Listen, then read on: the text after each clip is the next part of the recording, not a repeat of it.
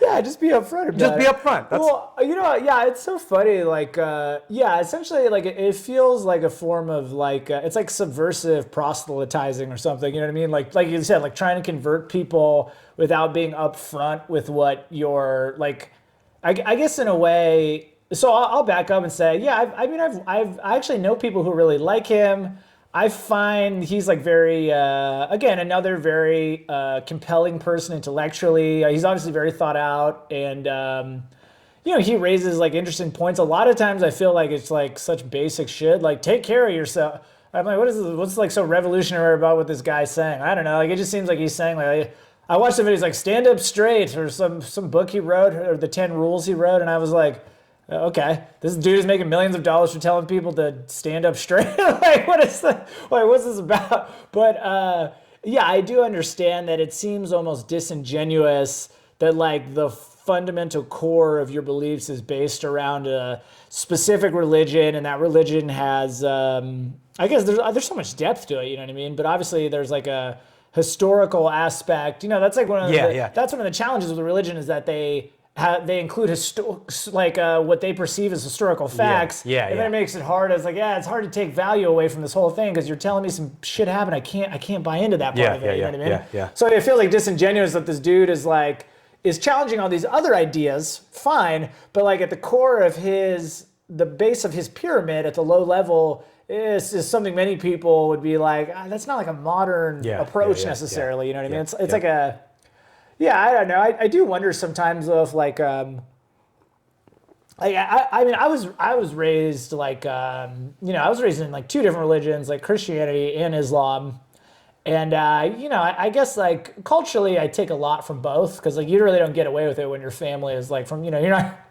They ain't gonna end up like you do. There's still people who are like they're 100% about it, and I totally you know you love them and you live with it, and it's just like religion is I forget the word. I mean, you take the whole family, extended friends. If you say anything bad about the religion, it affects the whole freaking the ecosystem. Oh my God! You're almost throwing away your family lineage almost. Yeah. You're also throwing away like your family life. Yeah. That's why like I think I don't know necessarily millennials, but yeah. People who don't feel a particular affinity for a certain very like specific type of dogma, like call it like a Christianity or an Islam or a Judaism, it's like you like almost never want to have that conversation with your family. But it's funny because to them, it's only natural to have those feelings, and they'll be like, hey, like make sure you pray about it, and you're like, okay.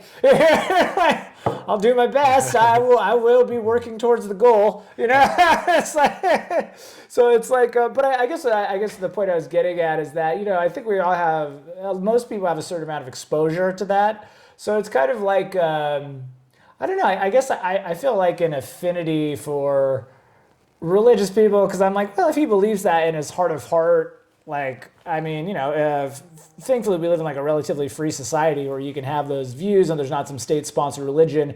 So in a way, it's like I'm like, you know, he's just another guy trying to do what he thinks is right. But you're right in that there is a compensatory a component to it. Like the dude is getting paid. You know what I mean? It's not like someone in like your family is telling you like, well, have you prayed on it? You know what I mean? And they're trying, it's like a goodwill thing. Like literally the dude, like I said, is getting paid millions of dollars to write a book to tell kids to stand up straight. When what he really wants to tell them is read the Bible. Like how could you have a book called 10 Rules for Life? Now remember, how could you have a book called 10 Rules for Life? Like, don't you mean the 10 Commandments, bro?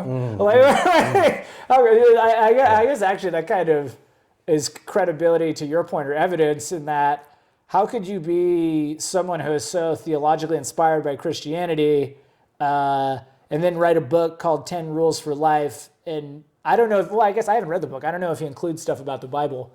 Don't you think we would have heard though? It's like Jordan Peterson's in his book. He says read the Bible. You know what I mean? That seems disingenuous. Have you heard of Sam Harris? Yeah, I watched his interview actually on Eric Weinstein or whatever. I thought he was so boring. Really? Yeah, but like everyone says he's like a super smart guy. I'm sure he is. He's, I don't know. You can tell me about him. I love him.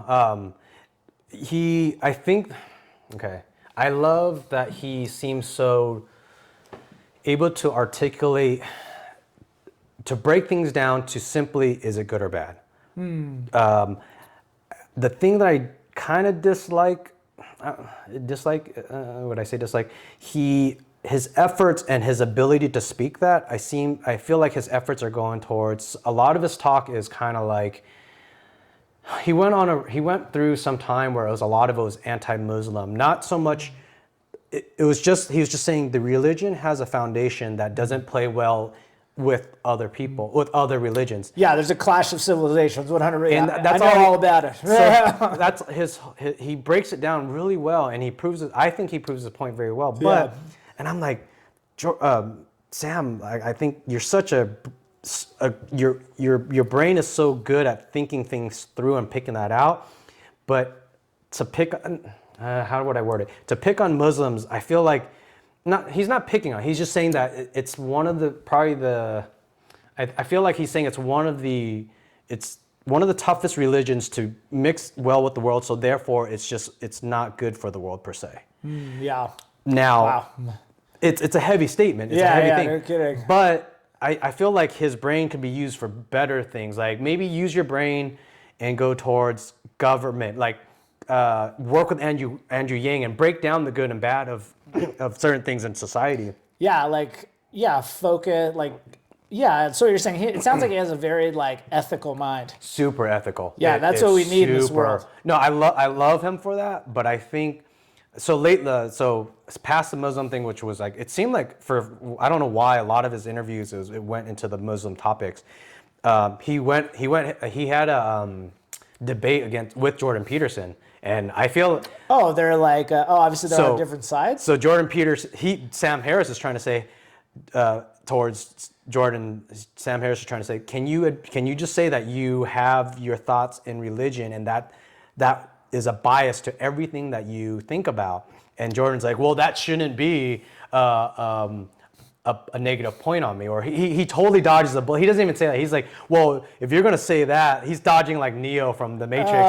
He's like, if you're going to say that, then you're saying all Christians are wrong or something. Like Sam Harris is just saying well, it's misdirecting basically. Yeah. So Sam Harris is saying, well, it should be a scientific approach to everything. If you're trying to prove a point, there needs to be a way to validate or disprove it, and everyone has to be able to test it thoroughly. Yeah. Essentially, I feel like we're losing these ideas, the ideas of the Enlightenment, which is that, you know what I mean, like Robespierre and all those. Wait, was he in the Enlightenment? I think he was, right?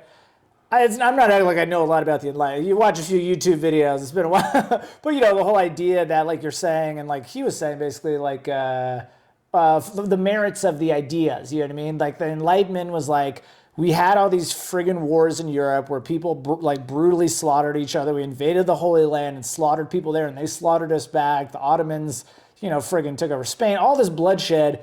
Then people came out of that and kind of sobered up from that bloodlust.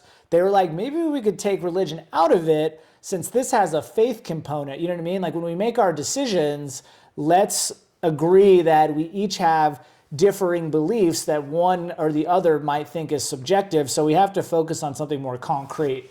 So it seems like, I'm not too familiar with him, but it sounds like he's advocating some form of Enlightenment thinking or something that's inspired by that. Yeah. Is he an atheist or what is his? He's atheist. Oh, he is. Okay. As far as I understand. Is he? Because I remember.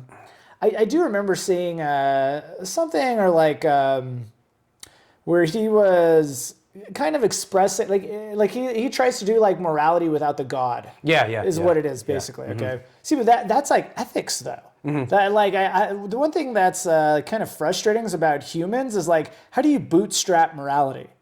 What's the startup process for morality? It seems like a lot of times fear is the most basic fundamental human emotion. So you can challenge people through fear, and that could come in the form of a super deity or something like that. But when we start to those value systems come into question, then how do you bootstrap the morality? How do you tell someone be good for goodness sake? Because then it becomes subjective.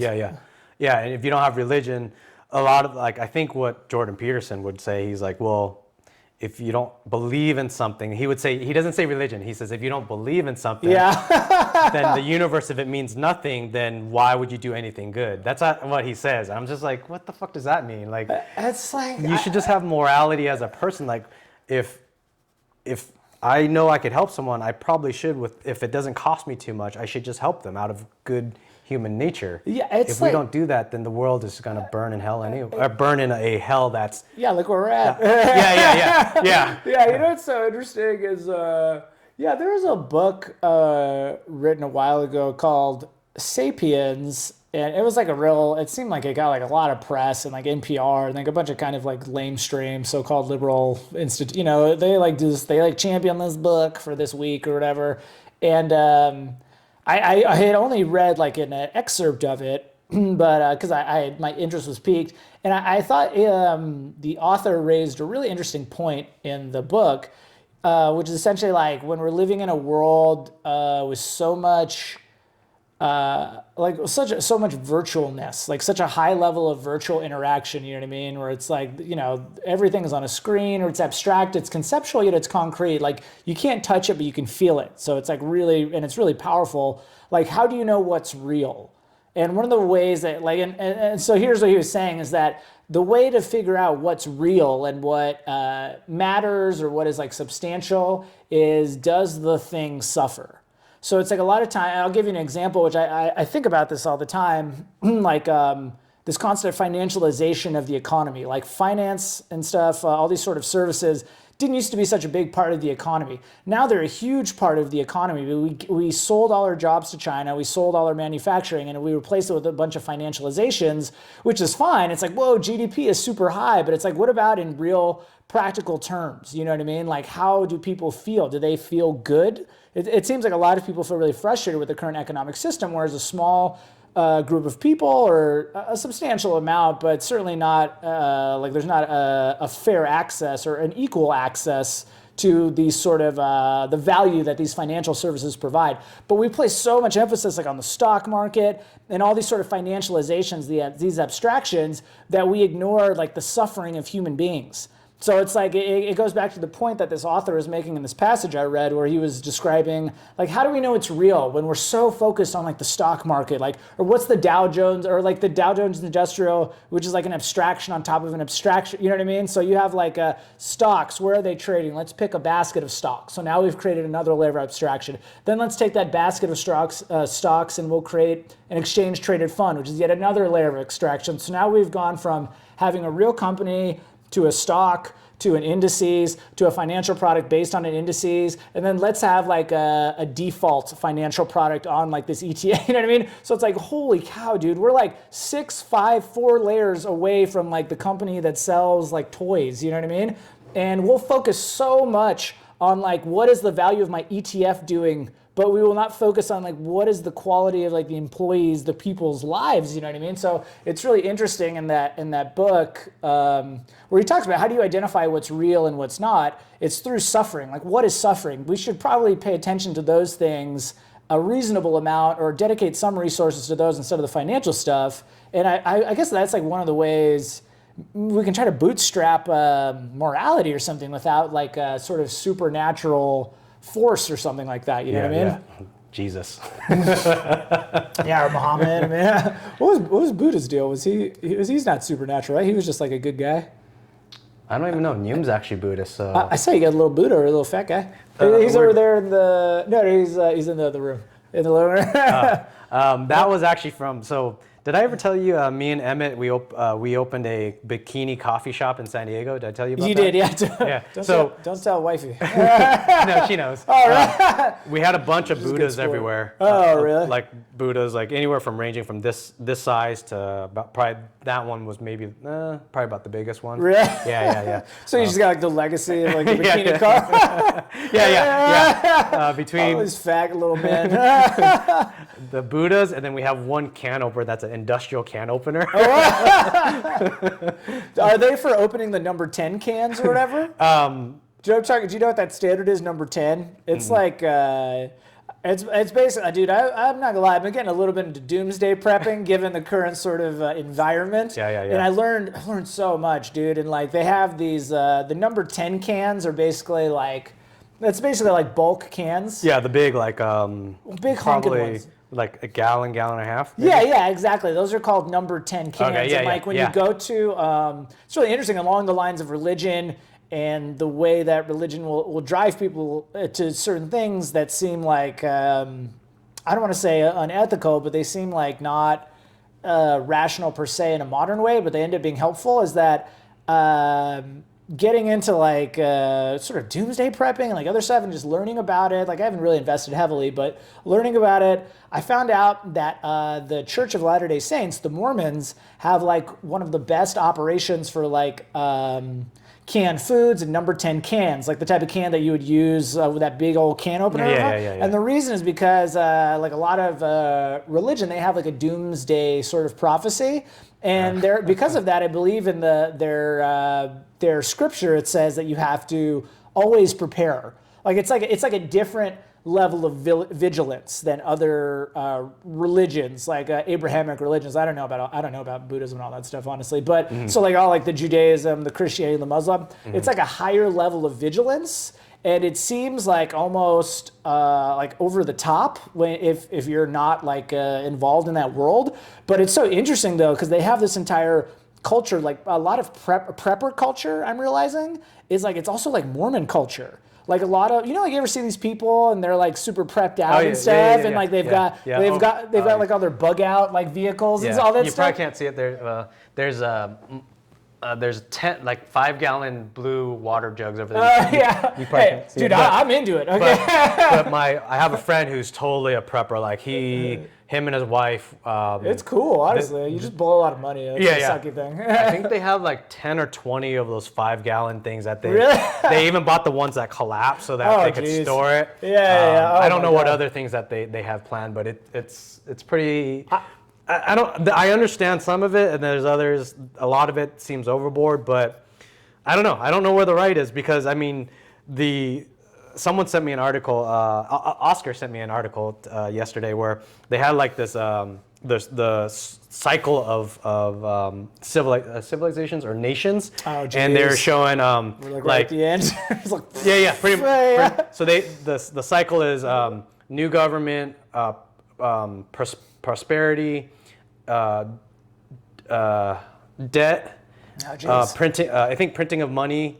Printing of money. Financialization, like we were talking about, the great financialization abstraction. And then overprinting of money, inflation. Civil war, unrest, and then new government. They showed, so if like new government's on this side, and then like the prosperity's up here, like China's here, and then America's over here where we're printing money. We're on this, according to their article, they're like, we're pretty close to civil war. Well, I mean, it's like, I feel like, unfortunately, I hear that a lot, like the end of empire and all these sort of things. Like, it's really interesting, because I was actually watching this video last night, and it was talking about the supply of money. Like essentially, like you can think of it, it's kind of like now you're getting like financial jargon and blah blah blah. But like M2, so like M2 has like increased by 50% or doubled or something like in the last like 6 months. That's like an insane amount of like money sloshing around in the economy. But the other thing though is that we actually do have like, we do have a pretty vibrant, dynamic economy. A lot of times, I mean, what I have observed anecdotally, it's not like I've dug into data, and I'm by no means like subject matter expert, but a lot of times those collapses based around the hyperinflation that comes from printing money and all that sort of stuff comes from economies that are really tenuous to begin with. And a lot of times they depend on like commodities and like natural resources. So like a lot of times you see it in like South American countries and stuff where like they're almost 100% fueled by oil exports, or same thing in the Middle East, like a place like Tunisia or blah, blah, blah like that. I don't know if that case was specific to Tunisia, but I know during the Arab Spring, there was like dealing with major issues of like hyperinflation and the government like overpromising and underdelivering. People lose faith in the, like exactly what you're talking about. Like the government like becomes corrupt, people lose faith in it. The government tries to pay everyone off, but there's way too much money. There's nothing actually underlying it. The economy that was already fragile now collapses because all the aforementioned, and then it degrades into civil war, which is what you saw like essentially in the Middle East and stuff. So it's interesting, but I just hear that so much. So it's so funny, like. Going back to like the Momos and stuff, the Mormons, like those people are prepared, dude. They're 100% prepared because they have it. They have a cultural affinity for doomsday prepping. So a lot of like Doomsday prepper culture, like they do like these, they do like trade shows and, go down to the gun show, like go down to the prepper show and they show you like, hey, you can like purify 1,000 gallons of water with only 1 tablet of chlorine. Like the big road shows and the convention comes to town. A lot of it is like Mormons and it's dominated by Mormons and it's so interesting. So the Mormons, there's a great documentary done with like American Experience. Do you know what that is? Like PBS? It's really cool stuff. So it's like PBS, it's American Experience, and which is a show working with another show, also PBS based. But they did a documentary called Mormons, and it's basically about the history of the Mormons and stuff. And they talk a lot about that. That sort of because of that faith-based connection from this like decree to be so oriented around like end times, that they have created so many like amazing things. Like it's almost like their devotion to something that to us, not being a believer in their faith, would seem like unnecessary, has propelled them to massive heights. And like they're gonna be okay. Like I'm not joking, dude. I feel like if this country falls apart, Mormons are gonna be fine because they have like developed like atom-proof like shelters, like atomic bomb-proof shelters. They are like very much like believe in like being well armed, and they also, which this isn't covered in the movie, but I've read this before. At one point, there was a thing called the Mormon War, which like you don't really hear about in history, but the Mormons went to war with like the federal government, and they held their own against the federal government for like many years. Yeah, so because they came out west, they founded like at least they were pioneers in like Wyoming, Nevada, Utah, Arizona, like pretty much all of the West besides California. The Mormons like founded it. Like they founded the state of Nevada. They created like their own standing army, which was like equivalent to the size of the federal army. And they were in a war, and like the federal government couldn't like overthrow them. So eventually they just decided, like you learn in the documentary, that like, screw it, do you guys just want to become a state? You know what I mean? Because they're like, fuck, you can't beat them, join them, you know what I mean? And that's kind of how the Mormons are like, we can't keep fighting this war forever with the U.S. government, you know what I mean? So they basically established like their sort of hegemony in like Utah and other parts of where they were founding. And so that's like, I mean, it's like mind-blowing, and it's this whole part of American history you don't really hear about. Yeah. It's like super funny because like in America, we always like champion the rebel. You know what I mean? That's like a big part of our culture. Like, fuck you, England. You know what I mean? Like, we're going to do it our way. But then we had this whole war going on, like, that was like contemporaneous with a bunch of other important things that you never hear about, which is like the Mormon War. Yeah. So it's, I don't know. I don't know what the meaning is there. It's just so interesting that we're like, we need to bootstrap morality or like human goodness with something besides like the supernatural or something. But then, like, you see these people, and I'm like, I don't know, dude. Their community is going to be like just fine. So I don't know. It's interesting. It's so weird. How do you think the banks are going to do? So I think for the Mormons to take place, I think the government has to fail. For the government to fail, I think somewhere the banks are going to be there. And you spent a lot of time with the banks. Yeah. Where do you think that all comes into play? It's really interesting. I mean, I think overall. There's this really funny quote from Chuck Schumer, who is I believe he's in the Senate. He's like the leadership in the Senate or whatever for the Dems. And I think he's just been like in the Beltway, that sort of Washington, D.C. area club for so long that not too many years ago, they were talking to him about the influence of the banks on the federal government. And his quote, which like blew me away, because I'm like, you can't. I was like, dude, you don't say the truth in Washington D.C. Like that's a faux pas. But he was like, what do you think about the banks? And his quote, like deadpan, was like, to be honest with you, like they own the place. I was like, holy cow, dude! Like you just said it. You know what I mean? So it's really interesting. I think at this point, I think in many ways we have like a corporate state. Which is, I've heard that term. There's an author named Chris Hedges. He wrote a book, which is really depressing, called America, the Farewell Party. He used to be author for the New York Times, and then he left because he was opposed to the Iraq War, and the New York Times is like, they act like they're all humanitarian, but they've like been in favor of every major conflict without fail for like, I can't even remember, like the last like 7. So everyone that you can remember, the New York Times is like, let's go kill him. So Chris Hedges was against it. He's a Christian seminarian from Harvard, super well educated, and he was like, "This war in Iraq is bullshit. Don't do this." So he got forced out of the New York Times, and after that, he wrote a bunch of interesting books about like American fascism and stuff, and like evangelicals converting to fascism, like all this weird soup. Like this dude is like, I would check his stuff out because he's particularly. It seems like this dude has been ahead of the ball or has had a keen eye for these sort of dynamics that we're seeing play out right now, which is like untruth and untruth and absurdity of consequence and all this stuff where people can't accept the truth and developing their own new myths and all this sort of stuff. And he talks about in that book, The Farewell Party, America, the Farewell Party, he talks about like the corporate state, which I think is maybe the first time I had heard it, but it makes sense. Mm-hmm. So it's been like, what I call it is, I think of it as like the deep corporate state. So it's like this weird like cabal of like the banks especially like making money off the petrodollar and all this sort of financialization. And the people, again, us not really focusing on what matters, which is the suffering of people. And that, in many ways, that's driven, I think, by the banks. So, I guess what I'm saying is that, like, if you feel like we're being driven off a cliff, I think in many ways we're being driven off the cliff by the banks. Or at least, they're at least, like, this is what I think. I think they're putting gas in the tank.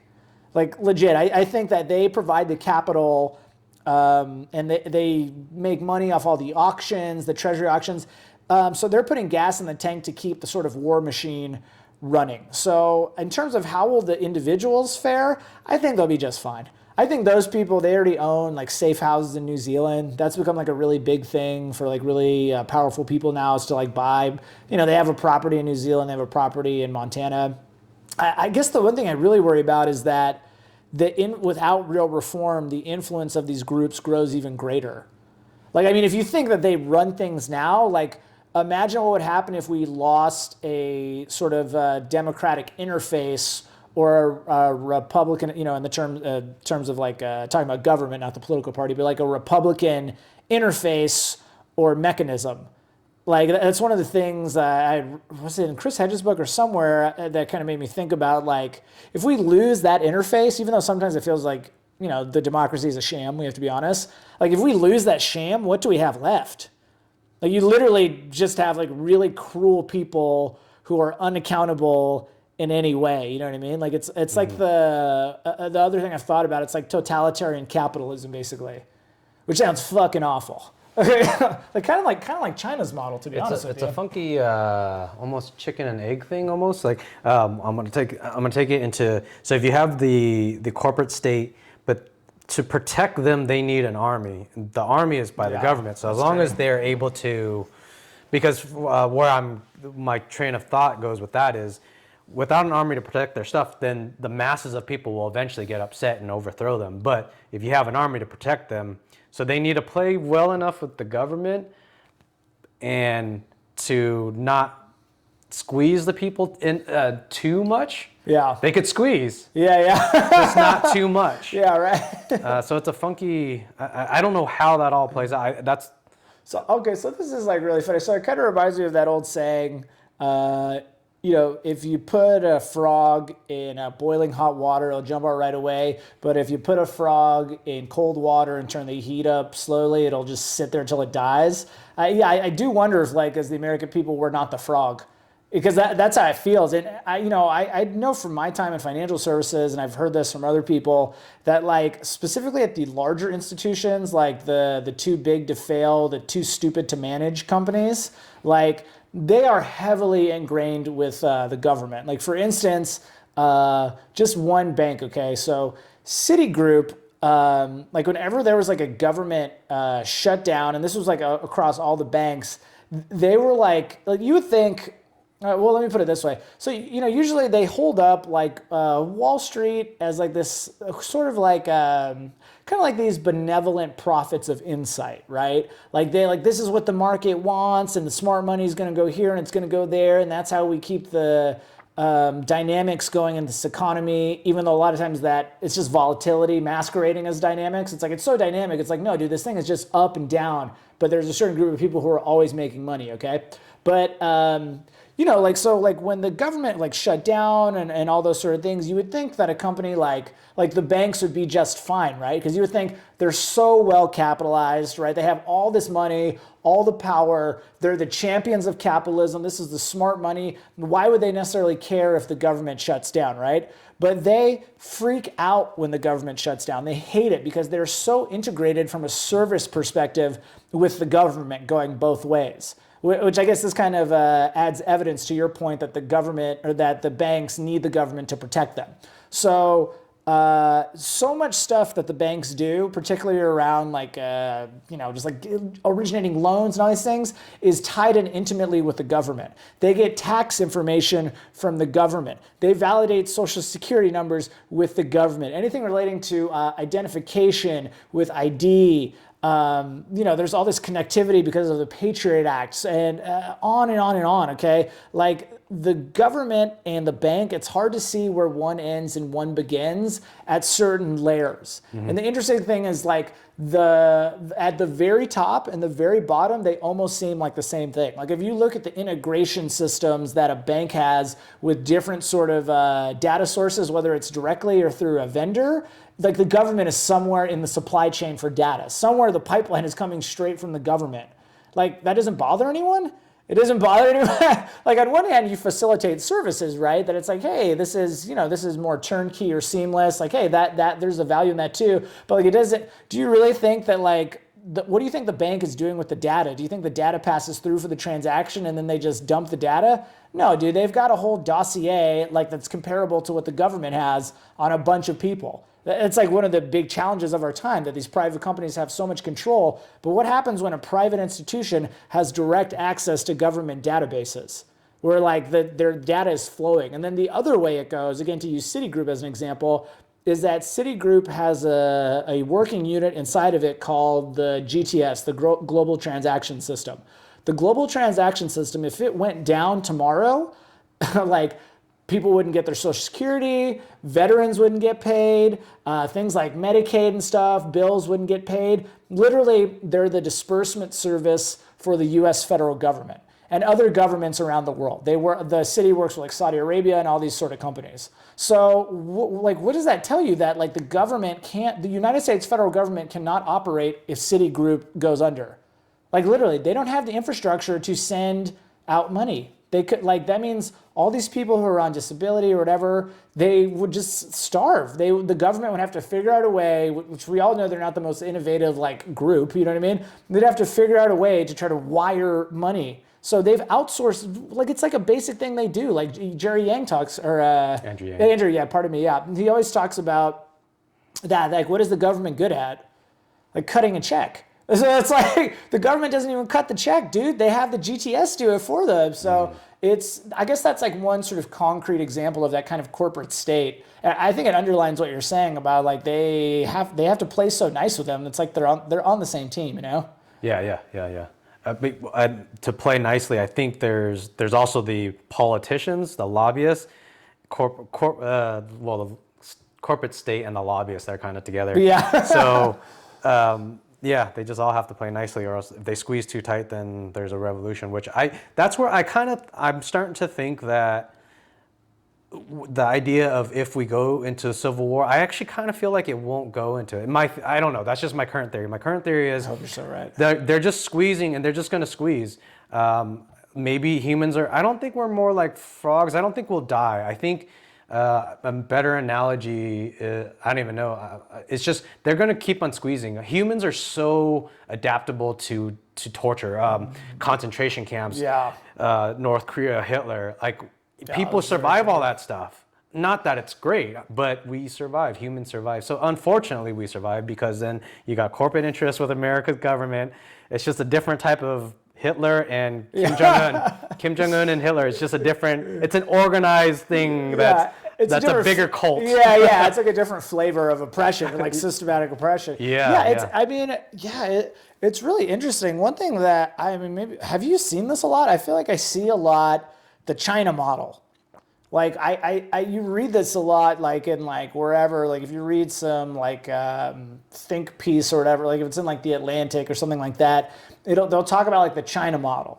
like the China surveillance model. Or if you read like in the Wall Street Journal, it'll say like the China economic model, and how like American companies, big business, are looking at the China model like, maybe this could work for us. Like essentially like the business and the corporations like not being confrontational like they were in the past in America with like antitrust action, but actually looking at the government as like an ally, which is like weird because it hasn't always been, it's been on and off in America, but there has been a time in America, after the New Deal and antitrust where like the government actually was being combative with like big businesses, you know what I mean? Like that's what Trump did, which was kind of like mind blowing. Like if he wasn't such like a dickhead, you know what I mean? Like, maybe he could have made a difference. Cause I can't think of another person who's a politician in my lifetime who has like told companies like, screw you. Like, yeah. Like it doesn't happen. Like they don't. He's like don't send those jobs to like Japan or wherever, Mexico or whatever, like some rubber plant or whatever the hell it is. Like I really cannot think in my lifetime a politician who's done that, and that's like so strange because don't you think if that's an agenda that would help the American people, that like every politician will be out there talking about that? Yeah.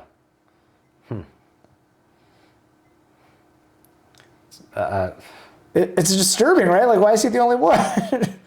There's times where I think that I theorize he has no idea what he's doing. Yeah. So at times when, in those cases where it seems like he's actually telling a corporation to fuck off, I think maybe he just has some hidden agenda somewhere else that nobody knows about. That's the only thing. I don't know.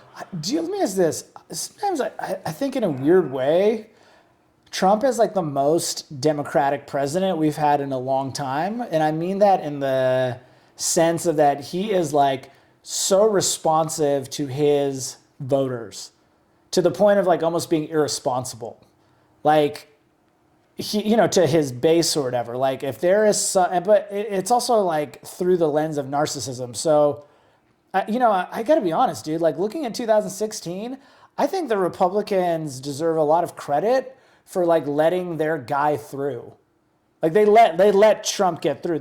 I'm sure they could have figured out some sort of tactic like the Democrats did to like stop Bernie, basically, but like they didn't. So I mean, they deserve that. That's democracy. It's like people don't like him, they do like him, blah blah blah. But I'm saying democracy is like you vote. The party picks someone, and then that guy goes and runs. Yeah. The Democrats stopped Bernie like 2 times in a row. Like I think he could have beat Hillary, you know what I mean? But he never had the support, as I understand it, the support of the super delegates. So what does that tell you? Like they always try to hold up like the Democrats as like the sort of they're supposed to be the ones that have like liberal values, and the Republicans are conservative. But I'm like, I don't know, dude. The Republicans, give them credit, dude. They let their guy through, even though it was the one that like the leadership didn't want it. Somehow the guy broke through, which is like super, I don't know, it's just super democratic. It's such an interesting thought to me. I don't, there's too many topics I don't know enough about. My theory on this, I don't know enough about it. I think he was just at the right time, at the right place. Meaning there's enough Americans just fed up with certain things, and he was just a person that spoke his mind that hit enough people's angst with America or the government. Yeah, for sure.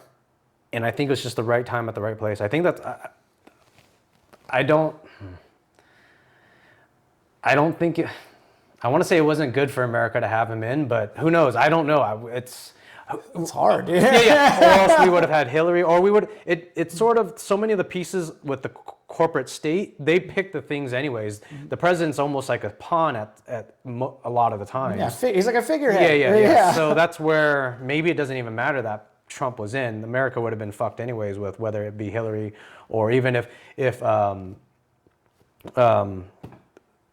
just blinked on his name. The old guy that Bernie. Oh yeah. If Bernie would have came in, he probably would have been blocked on a lot of things that he would want to do anyway. So I don't know. The corporate state probably would have gotten all the things that they wanted anyways, and people would have lost. I don't know. I don't know enough about the topic. Yeah, it's funny though. I think about that again. Sometimes I think, I don't know, dude. It's like weird. I don't find Trump very likable because I don't like the chauvinist aspect, and like I don't mean like male chauvinist. You know, like a lot of times those two terms are like stitched together, like male and chauvinism. But I mean, like if you like Google chauvinism, like look at the definition, you know, it just kind of means like piggishly self-aggrandizing. So you could be like a female chauvinist, like, oh, women are the best at like swimming, women are the best at like dance, you know, everything, women are the best, and it doesn't matter. We're always going to be the best, you know what I mean? It's the kind of like ethnocentrism, but like the way it's used a lot of times like for the self. So instead of saying like, oh, I'm white people are the best, or oh, I'm black people are the self, you're like, no, I'm the best. Like no matter what, I can't do anything wrong, and it's wrapped up with all that narcissism and stuff. But all that sort of chauvinist aspect of him, not necessarily the male chauvinist, maybe that's part of it too, but that aspect of it is just so like off-putting. I don't like that communication style and all that. But all those things aside, yeah, I do wonder again if even though that sort of chauvinism that I think he displays inspires such negative rhetoric, like the rhetoric has gone down the toilet, holy cow. I do wonder though if like he wasn't sort of, he's like a stress test for the democracy, but also like a sign. I guess we're a Republican democracy, you know what I mean? Mm-hmm. I think we discussed it earlier where he's not the problem, he's a symptom, and in the aspect of democracy. Yeah. I think that kind of all ties in there. Yeah, exactly. That's the thing that's like so obnoxious about kind of like corporate ding-dong media, you know what I mean? Like they're always trying to act like, dude, Donald Trump is a guy who just like you said, he was just the right guy at the right time. Like he walked into the room, he hit his marks. He's been a celebrity for a long time. He loves the media. He worked with the media his whole freaking career. Can you imagine if you or I had been working with the media for like 40 years or 30 years at such a high level? Yeah. Like it's crazy. You think of like the skills you have from like whatever if you're an engineer, an analyst, a plumber, you do it for 30 years, you're going to have an appreciable level of expertise. This guy has been working at the highest levels of media since like the 70s in like the biggest media markets, like New York, US, everything, dude, at the highest levels. So like you said, the dude was the right guy at the right time, and he just walked up to the controls. That entire like big friendly death machine, that was built by a bunch of people before, you know what I mean? Like it was built by a bunch of people that were supposed to like love and have adoration for like our supreme leaders, you know what I mean? So it's like, it's exactly like, what we're talking about, just like that dude is a symptom of a disease. He's not the disease, and it seems like the big friendly disease is like back in full force, you know what I mean? And it's like, it's frustrating, you know, because like, I don't know. Does that make sense? That he seems like he was like a stress test in terms of like, I guess to articulate it, it's like, can you uphold the values you claim are like what America, like can you deal with, it just seems like a lot of people couldn't deal with the fact that he became president. Like they couldn't like accept that he became president, you know what I mean? Like they wanted to, it seems like, I'll be honest with you, it seemed like a lot of forces wanted to circumvent the democratic process. Like they didn't want him to become president. And then when he became president, it's like, it seemed like a lot of the things like, oh, you know what's so interesting actually? Have you ever seen like the Guccifer 2.0, like all like the independent infosec work done on like Guccifer and all that stuff? Mm-hmm. Okay, it's really interesting. We'll have to send you this link. It's pretty amazing stuff. But like, it seems like the independent infosec community, which is not the infosec community that is like, what is the one that they always reference? Crossfire or whatever they're called. There's basically a company that is of like questionable sort of origin that like the CIA always references, but these guys, like no one heard of them before like 2016 or 2016 basically, but like the government is always using them to say like, oh, this happened with like Trump and the Russians, or this happened with blah, blah, blah, or whatever it is. And the independent infosec community has this thing called like the Guccifer 2.0 archives, where it looks at like all of the hack materials that came out and all this sort of stuff. And what like they concluded, and I've read some of it, it seems very high quality, is that essentially this was like a domestic hacker who hacked like Hillary Clinton's emails. They were on the west coast of the United States. So there are all these sort of metadata things that you can do in terms of like the obviously like checksums and all that stuff and all those kind of things and the metadata and stuff.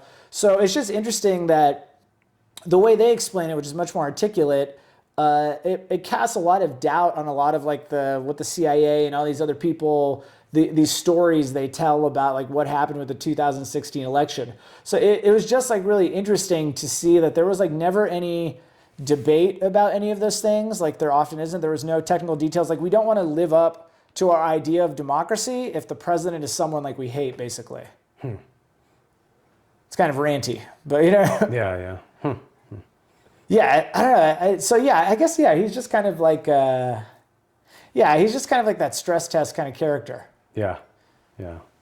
What do you switching gears? Just the Trump politics is such a big thing. Switching gears. It's draining. From your years working, what do you feel is the kind of the best and or worst things that you've seen in your expertise, the things that you've worked through, whether IT wise, banks, just in general? Yeah, I think when we were talking earlier, I feel like from like when you're a geek, like problems are fun, even though like at the end of the day, you're like, dude, fuck this, I'm going home. Like, you beat the problem to death, but there is like, it's very rewarding, you know what I mean? So from like a technical perspective, that is like so challenging. And sometimes it's like really so tedious, but you get a lot of value out of it.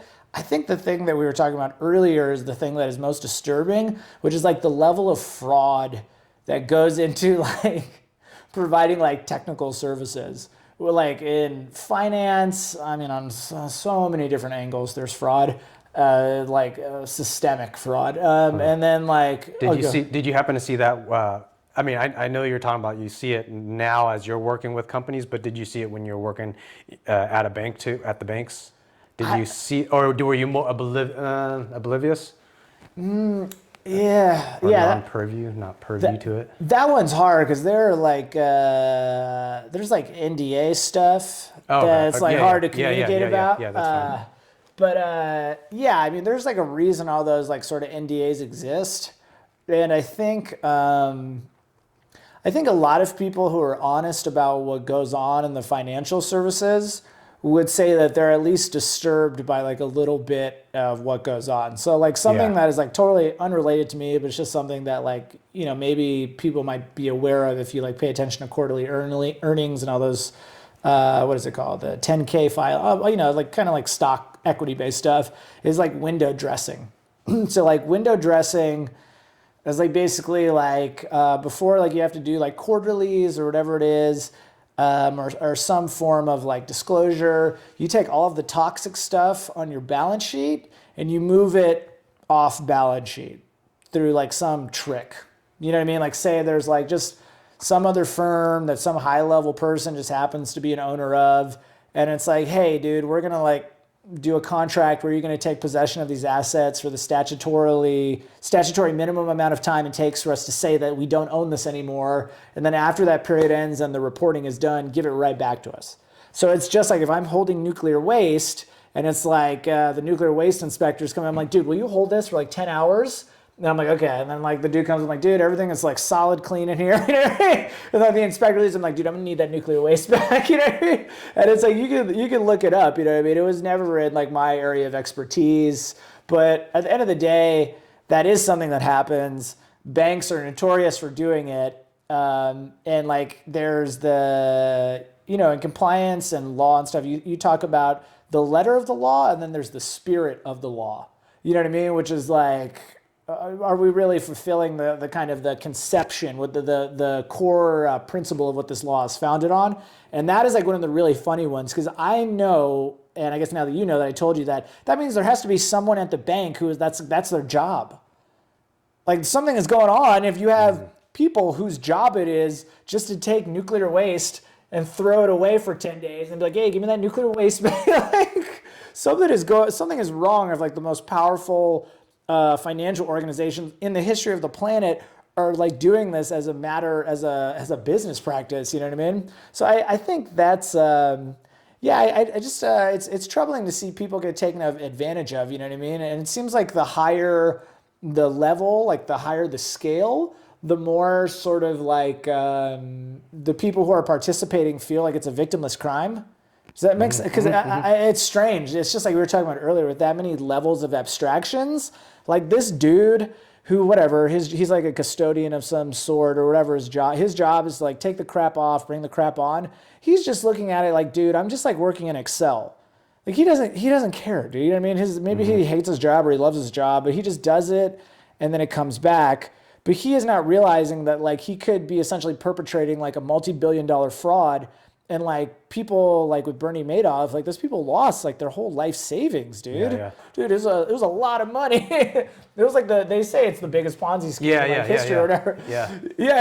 I'm sure actually that makes sense because I know a lot of his investors were like in for like 100, in for like 120. That's the crazy thing. A lot of those people. He was Jewish, and a lot of those people who trust him with his money, they trusted him because they were Jewish, and he was Jewish. And like some of those people, they were like survivors of the Holocaust, dude. Like, oh my God, what sort of like? But like, I don't know what sort of weird engine is in like the heart of like humans or something that like, if it's like if it's like, you know, if you give me $100,000 and I blow it and we're like person to person. Like, we're going to have to deal with it. You know what I mean? Like, we're going to talk about it. You're going to beat me up or sue me. But it's like, if I take $100,000 from like 10,000 of you, I'm like, fuck that guy. You know what I mean? It's very disturbing. I don't know why that is. It turns into like you're describing it's not personal somehow because it's such, the law protects them. They're lawyers. I don't know. It's weird. It's like, I guess it's kind of like that old saying, or I should know this from financial services. It's like if you own, you know, it's like if you owe the bank $100,000, like, I'm trying to remember. If you owe the bank $100,000, the bank owns you. If you owe the bank $100 million, you own the bank. Which is that like if you default on the loan, like the bank is fucked because they just lost like $100 million. You know what I mean? So it's that weird sort of dynamic where like as you pass through like different magnitudes of scale, the dynamic changes or inverts. So if like I owe you $100,000. Like we were saying, it's like, oh, dude, you could be like on my ass, you know what I mean? Like, you know me, it's personal and stuff. But if I form like some sort of legal entity and I take $100,000 from you and 10,000 other people, well, now I've got 100,000 times 10,000 or whatever that is. I've got like $1 billion or something that I can use to fight you as like an individual with like lawsuits and all that. So now like by me perpetuating a fraud at a certain level, I've like, protected myself in some weird way. So you, from the business fraud side, you're seeing it as you come in, you get hired as a consultant, the company that you're working on, you see the other people that the previous employee didn't do their shit, and the previous consultant, and they still charge a shitload of money. How much do you think nationally? I don't know. Is there a number that you could guess on how many millions of dollars or that? $20 money just gone down the toilet. Oh man, I don't know, dude. I mean, I've seen, you know, I've just seen people literally, you know, hundreds of thousands. In banking, you see millions of dollars. Like, I mean, I don't know if you could put the number on it. It's really funny when you think about like, is there a way to optimize this? You know what I mean? Because like all this wealth it's not being optimized. It's a waste. It's a waste. You should take your money and throw it in the friggin' garbage can, dude, and then like we'll come around and pick it up after. Because like it's like this is literally what you see like all the time. I mean, I couldn't tell you what the number is. I am interested. I feel like you've worked in a lot more diverse sort of business requirements. Yeah. So I was a contractor to the Navy. I ended up working. Oh, I didn't know. That's sweet. Do you have a security clearance? I did at that time. Whoa, no way. You're special. That's cool. And then worked at a university. Then after the university, try to do the bikini coffee. Yeah, that's like such a detour, dude. Prior to that, I kind of got sick of the rat race here in America, so I just like sold all my belongings and I traveled to Australia for 4 months, Vietnam for 6 months, visited my dad in Houston, Texas for 4 months, and then so like a year and 2 months I just fucked around. Wait, when did I know you that? No, this was back 2009. Oh, damn. I fucked up. I fucked up in a lot of ways. I kind of fucked up my credit, but Yeah, I was just sick of like the rat race, like going to work, working so hard, and then like at that time my salary was so much lower. That's soul sucking. Like being a programmer and still not being paid well. Like I was like, what the fuck is I can't. I'm not happy in this world here. Yeah. So I just fucked everything, sold everything, fucked up my credit, left to Vietnam and Australia. That's dope. So then Bikini Coffee Shop, that failed. Went to work at Cosmopolitan Casino and then worked at a HOA documentation, homeowners association documentation as a programmer, doing their paperwork or doing the back end programming for their paperwork. Yeah. So yeah, it's a pretty good range of things. But working at the military, I think that was so early in my career that I didn't really, I guess, connect a lot of the thoughts that I have nowadays. Because as you grow and you learn, meaning seeing there was a lot of politics, and I'm totally going on a tangent. I don't even know what I'm connecting to. I love it. When I was working there, we'd have our West Coast office trying to program stuff, and we had East Coast like admirals and I'm trying to remember the titles. Admirals and what's below admiral? Colonel? Yeah, I'm just guessing. I don't know that factually. I forget. I don't think it was colonel, but Sergeant Colonel. Master Chief. What's above Master Chief? I think it's. But anyways, so you would get. Oh, I think it was a Master Chief. So we would get a high-ranking Master Chief, and then we're the technical side. We're the one building the software, and then they would come in via video conference, like, oh, we want you to design the database where the primary key is a text, is a string text of the ship. The ship hull will be the primary key. We're like, why do you care? The primary key is going to be on the back end. We're going to handle that. Because later on, so we had to, for whatever reason, that guy was so high ranking, we had to actually, our office had to say, okay, we'll do it. What? Guess what? Ships change hull. They change their crew and their hull.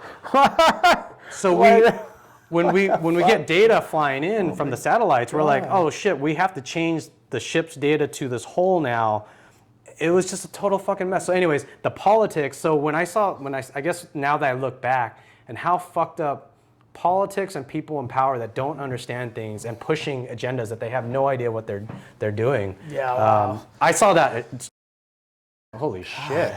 When you're talking about business fraud to some degree, I see it on the internal side of Cosmopolitan.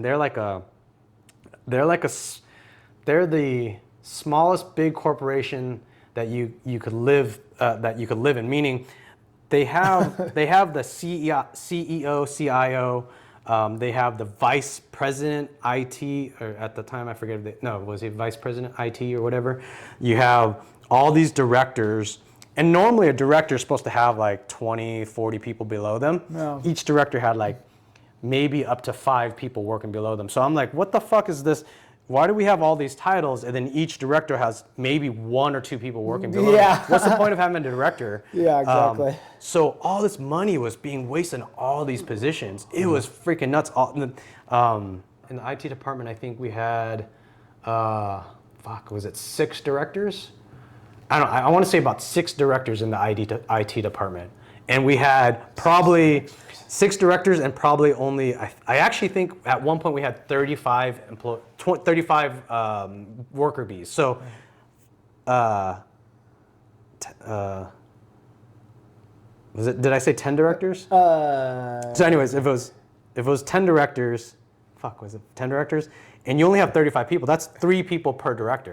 Yeah. It's such like a introspective journey to program, obviously.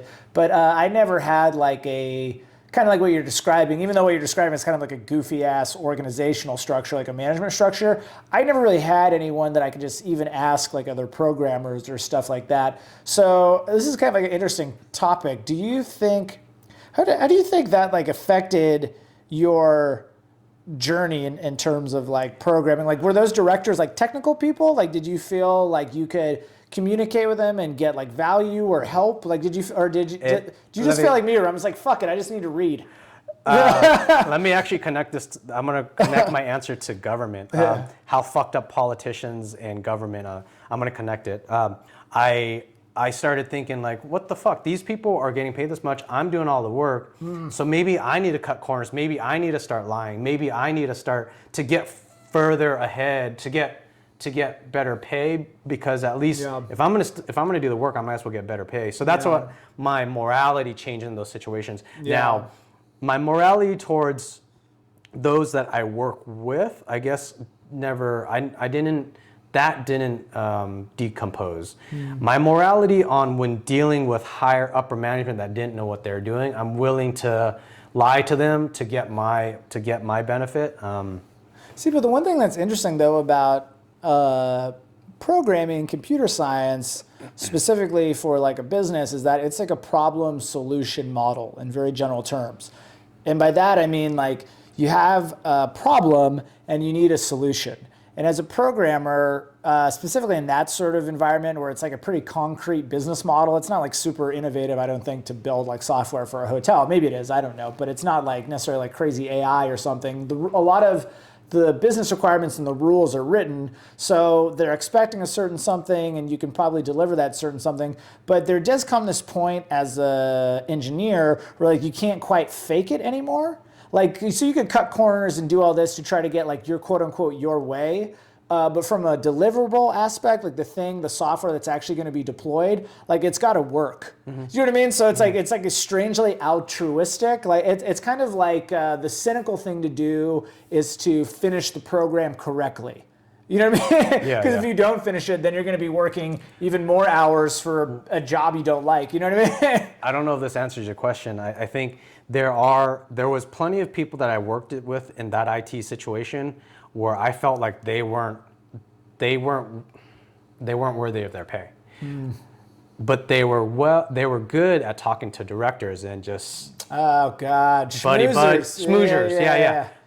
Hate them. They played that game. Some of them I kind of don't think they knew. I think they are actually what they were doing. How would I explain? I feel like I'm a capable programmer, so I was producing APIs, I was producing software for the company, and I would go to meetings and push for my software to get more embedded into different departments. I would actually schedule meetings with other departments, so I was actually pretty fucking gung-ho. Yeah, you're leading it. There was times where I knew certain directors, like, why are you scheduling these appointments? Like, but I was pushing the boundaries. Good or bad. I think it was good. I was connecting. I was CRM people. Their CRM wasn't actually truly what CRM, the title really is. They were connecting. It's like contact management or something. That's what it's supposed to be. But they were doing more. They were doing marketing, and not customer. It blended the gray area. They're doing marketing. Anyway, so I would connect with marketing and say, okay, what data? Okay, we got the hotel reservation, so let's get. How do you guys want this? How do we push offers to this hotel reservation? If a guest calls in, that's killer, dude. So I was the one that created where marketing team would push in their offers to the database that I had. And then I would push that data to a website with the call center, their hotel. As soon as a guest calls in, the hotel reservation would pull up my software, and they would search the guest's name, and then they'd say, oh, you have 3 offers. Do you want to stay for 3 nights on this day, or do you want $5,000 free in gaming? Wow. Because if they're gambling $100,000. You give them the room. So anyway, back to the people that, I feel like the people that didn't know their craft, they're buddy, and they just they just got by. So that's another form of not business fraud, but that was like fraud corruption. of a person Yeah. in a business. Yeah, it's like, I think it's like... The corporate world is so fucked up, man. Yeah, dude, I really think, and I'm hoping people of a certain age, call them millennials and younger or whatever it is, I think we really need like this sort of like an ethical revival. Like if you look back in like American history, throughout American history, we've sort of have had these kind of like spiritual revivals. Like you see it in like early 1900s or whatever it was, with like kind of like you had like these guys traveling around in these tents and performing these miracles and like all this sort of stuff. And it's like it's happened a few times in American history where I don't know why, but we seem compelled to like seek out like justice and I feel, I don't want to say we're special in that way, but I don't know, dude, we put "and justice for all" like on our money. Like we seem really concerned about this concept of justice. It seems like these ideas, kind of going back to what we were talking about earlier with Sam Harris and maybe how his thoughts are somehow descendant of the Enlightenment, that sort of pursuit of truth through logical means and not dogma. It seems like in America, that's still so important to us. And it's kind of like this tension that is always waiting to erupt, because we have like this heritage of like erupting for justice. Like you look at like in the 60s, you look at stuff that goes on politically now in the early, like in the early 1920s, you had like the labor movement, like turn of the century and all this sort of stuff. So I almost feel like in a way, from a business perspective, we need like an ethical revival, or like maybe, I don't know if you'd say revival, like an invigoration of ethics. Because a lot of that stuff that you're describing, again, I have realized and stuff, being like a decision maker, now being like a founder of companies and stuff, that ethics flow from the top. You know what I mean? Like leadership comes from the top, duh. But like a lot of leaders don't seem to care about that, you know what I mean? Just like the people who are essentially like criminals who run the government, you know what I mean? It's like they don't seem to care that they're also leading the society, you know what I mean? They're just like want to like go like smash someone on the internet, you know what I mean? Like ultimate clapback or whatever, you know what I mean? Like, you know what I mean? Like, tear up Trump's speech. Like, who gives a fuck? There's so much stuff that you could be, you're setting a bad example, especially for children, you know what I mean? Because you're a leader. So in the corporate world, it's like the leadership, the executives, the directors, all those sort of people, they should care about ethics, you know what I mean? And they should try to drive those conversations, and then it will make people feel like inspired. Like, hey, this guy, the director, isn't taking the easy way out. He's thinking about the sort of justness, the justice that we could do to these people and their efforts and reward them for their merits and see if we can do something bigger than just being fucking greedy assholes. I think connecting back to what you said earlier when we were eating pizza, you said when people are honest, they seem to live the worst lives. Lives. I think, take a director, CEO, for them to get into that position, it might have been a 15, a 20, 30-year career. Yeah. And when they get there, I think they've been so worn down, torn down, and they see how corrupt either the company, the corporation, or America is, and they're willing to take their piece of the pie. I know, well, dude, you can just imagine yourself if you were at the Cosmo for 20 years, because like you saw it. I think, I think that, like the thing we were talking about earlier is how people who tell the truth suffer. You know what I mean? A lot. And a lot of times they're eliminated. Like if you look at people who have died that are like important historical figures, like, important historically to humanity, it's like Jesus, they killed his ass. Like Martin Luther King, they killed him. Edgar Evans, he was like one of the civil rights dudes with Martin Luther King, they killed him. Malcolm X, they killed him. Gandhi, they killed him. You know what I mean? Like Edward Snowden, he's exiled. He revealed massive government surveillance fraud. Glenn Greenwald lives in Brazil for fear of his life.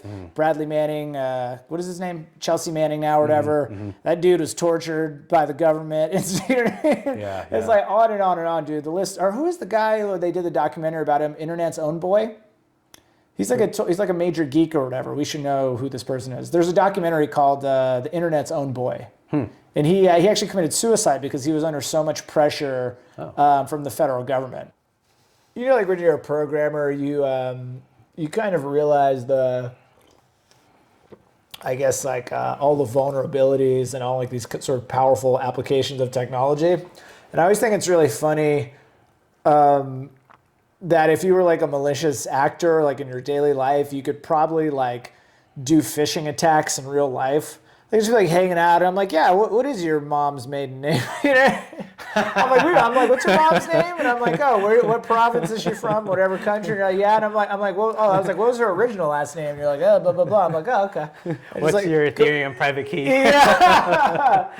Yeah, exactly, dude. I'm like, dude, where do you keep the cold storage Bitcoin? It's just like so much like geeky. You know, it's like crazy. They're like so much of these systems hinge on like a couple of string of characters. It's so funny. You know what I mean? Mm-hmm. I don't know, dude. It's the ability, who would have known, like the ability to communicate so much, like so much rapid asynchronous communication at scale is fucking scary, honestly. Yeah. Huh. I don't even know what to say to that. It is scary as fuck. From the information that you were saying earlier, downloading a zip somewhere that has a freaking Excel sheet of a bunch of people's names, phone numbers, address, their social security, credit card numbers, all that shit online, like the whole life. Yeah, I'm sure. I haven't seen it personally. I've heard of certain things, but that's scary to think about it. Yeah, it's like insane when you start to go down the rabbit hole on some of those things and start to not even like actively try to investigate them, but I mean, you're just like a couple of clicks away from like getting it's just like a breadcrumb, dude. It seems insane. It's kind of funny. I think it's funny. About 2 years ago, less than 2 years ago, I was curious on the nature of the dark web and then things around it, just out of curiosity. Mm-hmm. When I told my cousin I was curious about it, he's like, did you find some videos of some freaking tortured baby and all this stuff? I'm like, so I went down towards the dark web. I didn't go deep, I guess. I just started navigating through just to see how fast. One thing was to see how fast it was. It's taken forever because it's like a decentralized search engine and getting the website. Is it like Tor, like from a technical? Yeah. Tor. It's Tor. Is that what the dark? I don't know what it is. I just know what Tor is. I might be in this. I describe that as the dark web, which I'm not even sure is the dark web. I think it is. Tor is because the nature of Tor, it's untraceable traffic. Because of the way that the onion router or whatever. Yeah. It's like a different IP address for each tab, basically, or some crap like that, right? My understanding, I could be wrong on this. When I read into it, I thought it was similar to how there's RSA encryption on each request and oh shit. And how it sends the data and where it receives, it's all RSA encryption. So you don't even know you don't know your destination source, and it doesn't know it's the requester. Yeah. Wow. So the requester or response. So that is the onion router. That's what I describe when I think of how they call it the onion router. I think that's what it is. Okay, I tell you, do you know this fun fact about Tor that it was actually developed by the Navy? I heard that. I don't know how. Yes. Yeah, I believe I valued that fact actually. Okay, do you want to know another interesting fact? Is They're funded? Well, the Snowden leaks.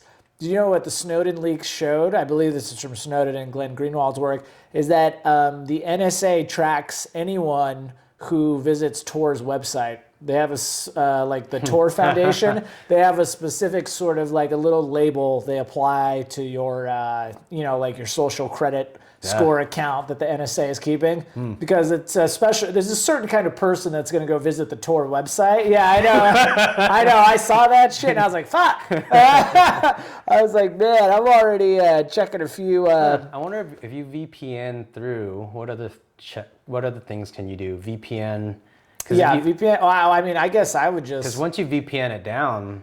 You need to get Tor from another friend on a USB disk and then install that. Yeah. I guess, it's very fascinating how, they're building that big data center up in Utah, right? For the NSA is to like house everyone's permanent record or whatever. Yeah. So it's just like, I don't know. It's so interesting because like I used to hear that, like DARPA and all these sort of like semi-clandestine government programs based around technology that the government the technology they have is in certain levels, not in scaled application, but at certain levels, the technology is 50 years ahead. Like you hear these things like, oh, the intelligence agencies had Google Maps. They had that like in the 1950s or something like that sort of technology. I don't know if that's the case, but you do wonder when you see things that come out in the private sector, like Google Analytics, and Google is very much pushing, as we head to like a post sort of cookie world, or like a world where you can't have like you go to a website,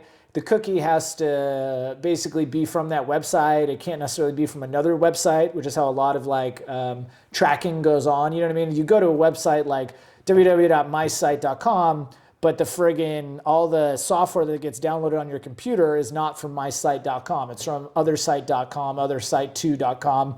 So, they're trying to clamp down on the third-party cookies, that sort of stuff. So Google now is very much working on like identity resolution through machine learning.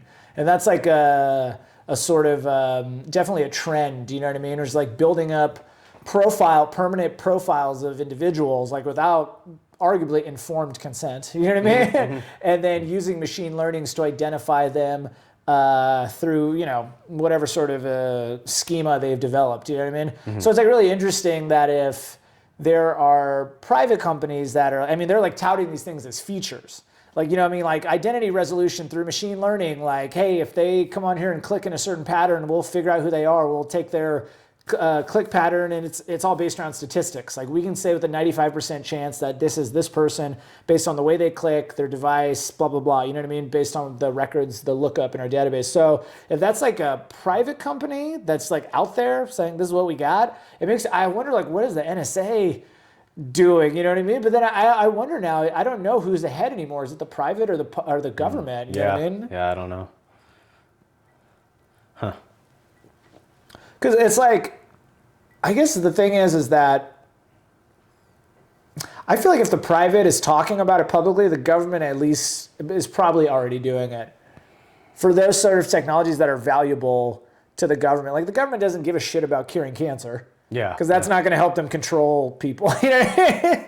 Like there are private companies out there that are like working on the cure for cancer, and the government's like, yeah, enjoy it, You know what I mean? Mm-hmm. But the government's like, oh, we can watch people. Let's see what's in the little black box, They're like, yeah, dude, we're on top of it.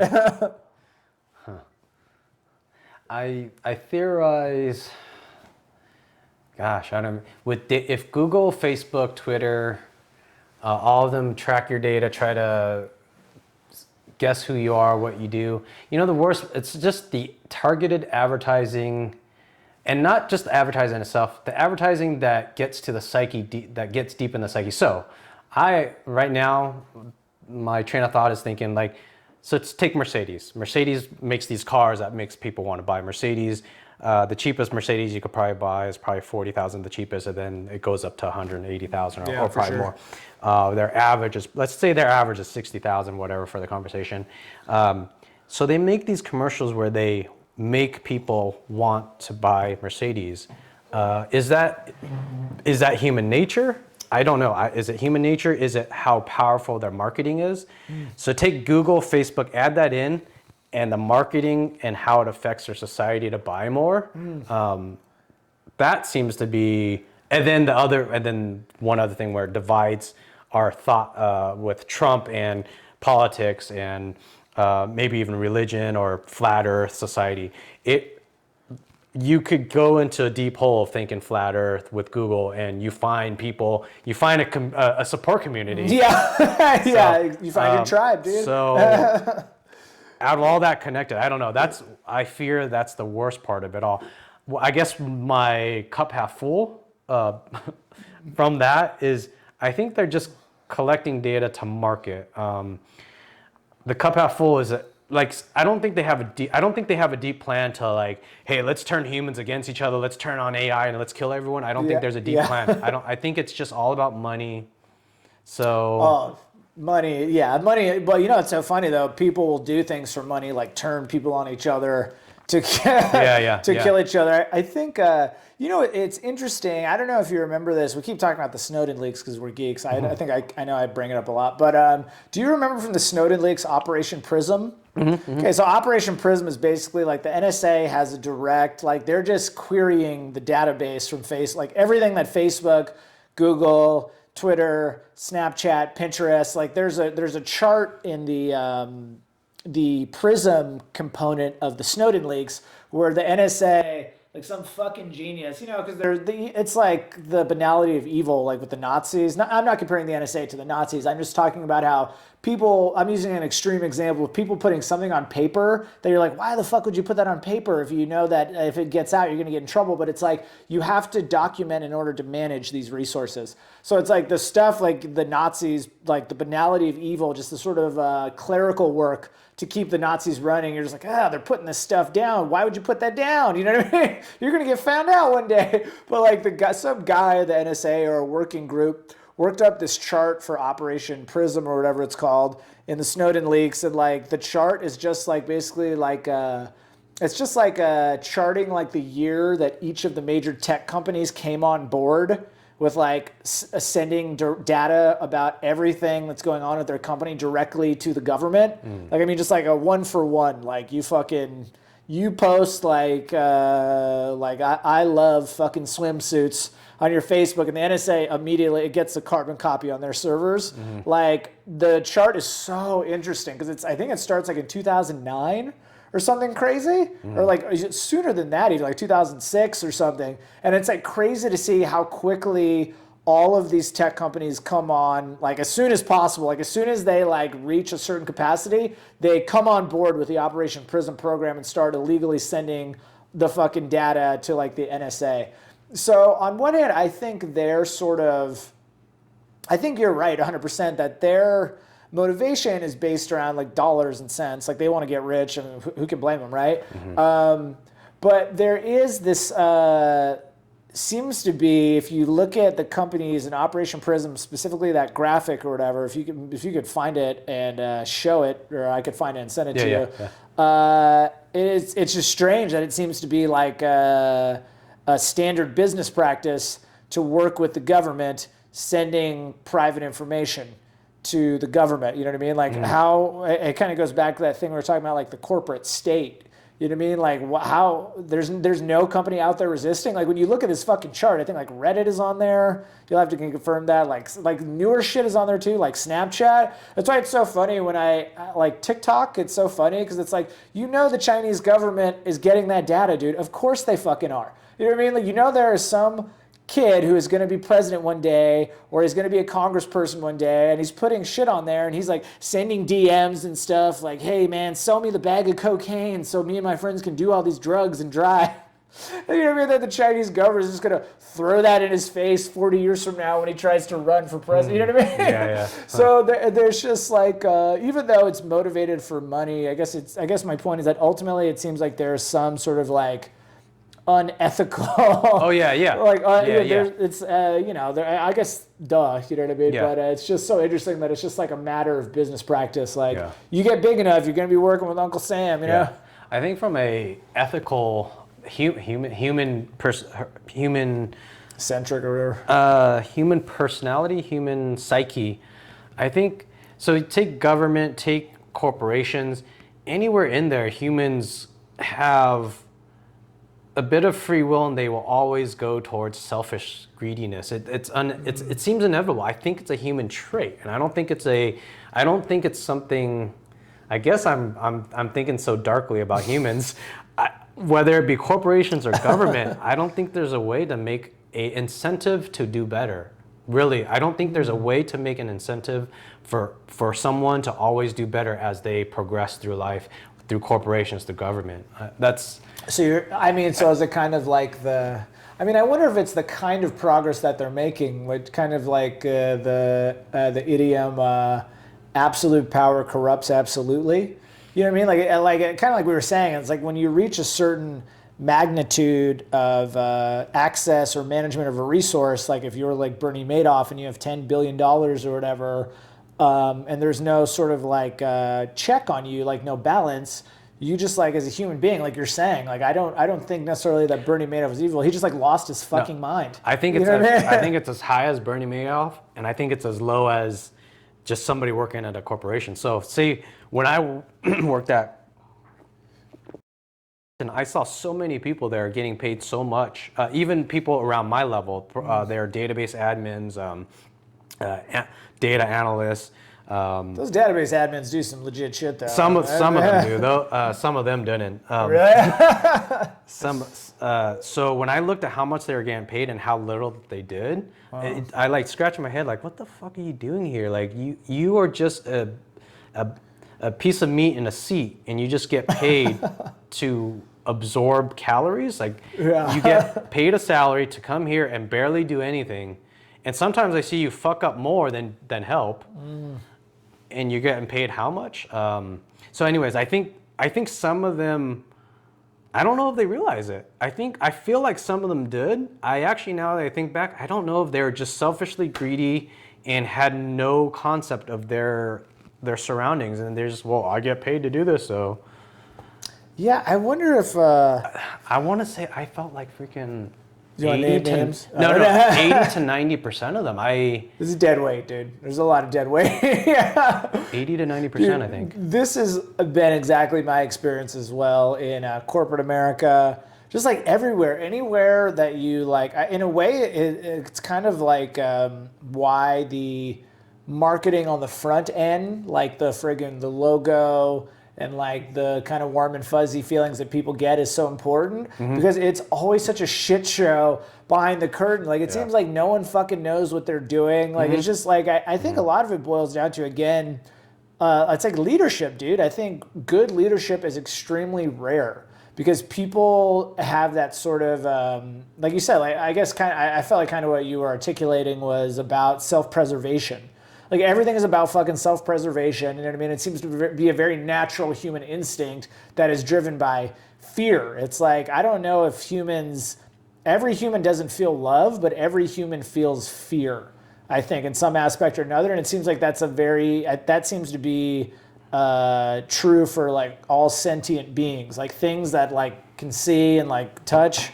Like they know to be afraid of dying and be afraid of harm of some kind. And for humans, it manifests in that sort of fucking selfishness that just drags like things down. And it's like, it's just so interesting. Like how do you mitigate against that? Like you have to make like a system where the cynical choice is the moral choice. But you also don't want to crush like you don't want to crush freedom. I think people should be free to be pieces of shit, honestly. I don't know what to say up to a point. You could be a piece of shit as long as you're at least pulling your weight. Then you wouldn't be a piece of shit. That's like what we have right now. Yeah, I know. It's like, there's a thing called the Neurohacker Collective, and I wish I could remember the guy's name, Daniel something or whatever, I believe is his name. But yeah, he talks, he's like a tech guy that he also sells like neurotropics. I don't know about the veracity of those things or if they actually do anything. Do you know what neurotropics are? No. It's like, I guess it's what some people in some programmers take, and so he is a programmer who like had some successful company, and now he's like hawking these neurotropics. It's like brain pills. It's like steroids for your brain. It's supposed to help you. I've heard they suck, and it's just like a bunch of coffee. I don't know, but some of them could be valuable. I think Joe Rogan actually sells a neurotropic Onnit. Have you ever seen him wear Onnit? He wears like an Onnit shirt, O-N-I-T, like I'm on it. Not that I remember of, but yeah, I think that's a neurotropic, basically. Okay. So yeah, it's just supposed to be like steroids for your brain, basically, like brain pills that you take to make you better. But all that aside, he is like kind of concerned about these like existential questions of like ethics and promoting ethics systemically, which I appreciate those conversations and the way he articulates it. And one concept I really like that he discussed, which I'm probably not getting 100% right, but he talks about the concept of like creating like a balance sheet of like the environment. You know what I mean? Because right now we don't really have an accounting of the environment. We have like a system, right, which is like essentially like an industrial system, right? We don't all sit around farming and subsisting, right? We all are specialized in a modern, technologically driven, industrial, materialist economy. We got to go take shit out of the ground and turn it into computers and stuff. So, that's been the evolution of the humans and the wealthy world. But where we are now doesn't really take account of a lot of things we should. You know what I mean? Like, it doesn't have a full balance sheet of the environment. Like, how much water is in the ocean? Like, how much oxygen is in the environment? Like, how does producing 6 million vehicles a year in a province in China affect the amount of water, the level of water in the ocean? Like, it seems like it's shit that we should like be on top of, like we should know, but we don't have that balance sheet. And a lot of that boils down to looking at externalities, which is like, just means that like when you have a company, like you had like the Bikini coffee shop, and you like have a bunch of cans and like filters for your coffee and all that shit. After you're done selling the coffee, you take all that stuff and you throw it in the trash and you don't think about it, right? So that stuff that gets thrown away is like an externality. Like, there's a cost there, an environmental cost, but we don't quantify it. But it's external to your value calculation. The way you calculate value is like, what I buy the coffee for minus what I sell it for is my margin. You know what I mean? There's no accounting for the externalities, that shit that goes in the trash and you never think about. Yeah. So yeah, thinking along those lines of ethics and stuff, even though he talks about the environment, it is interesting, like we can't develop like some sort of like ethics quotient or some sort of score, but it starts to get into creepy like social credit score territory. Do you know what I mean? But some sort of accounting or at least like principles of self-accountancy. Where we can ask ourselves questions like, did I do good today? Did I do good to this person? What will this person's life be like when they go home today to their family or their friends? You know what I mean? Like shit that a lot of times you don't necessarily ask yourself when you're at work. You're just like, fuck this guy. And you send it, you know what I mean? You send like a shitty email. So I those are interesting ideas to me. I think I'm gonna switch topics to cryptocurrencies just for the heck of it. All right, let's do it. I've been doing Ethereum 2 for like so Ethereum 2 just started on Tuesday. Okay. I'm gonna pitch you on your psyche to incept the idea that you should buy Ethereum. You already sold, man. So Ethereum 1 and Bitcoin, I kind of call Bitcoin like blockchain 1.0. Ethereum I call 2.0.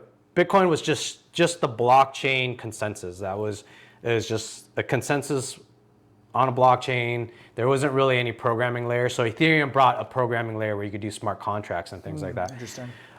Ethereum 2.0, I want to call it blockchain 1.2. I don't want to quite call it a 2.0 because it's still using the blockchain. There's still a programming layer. The only thing that they're switching is the mechanics on mining and staking. Mining is hardware GPUs that do the processing to make it very difficult that not one entity can easily hack the network.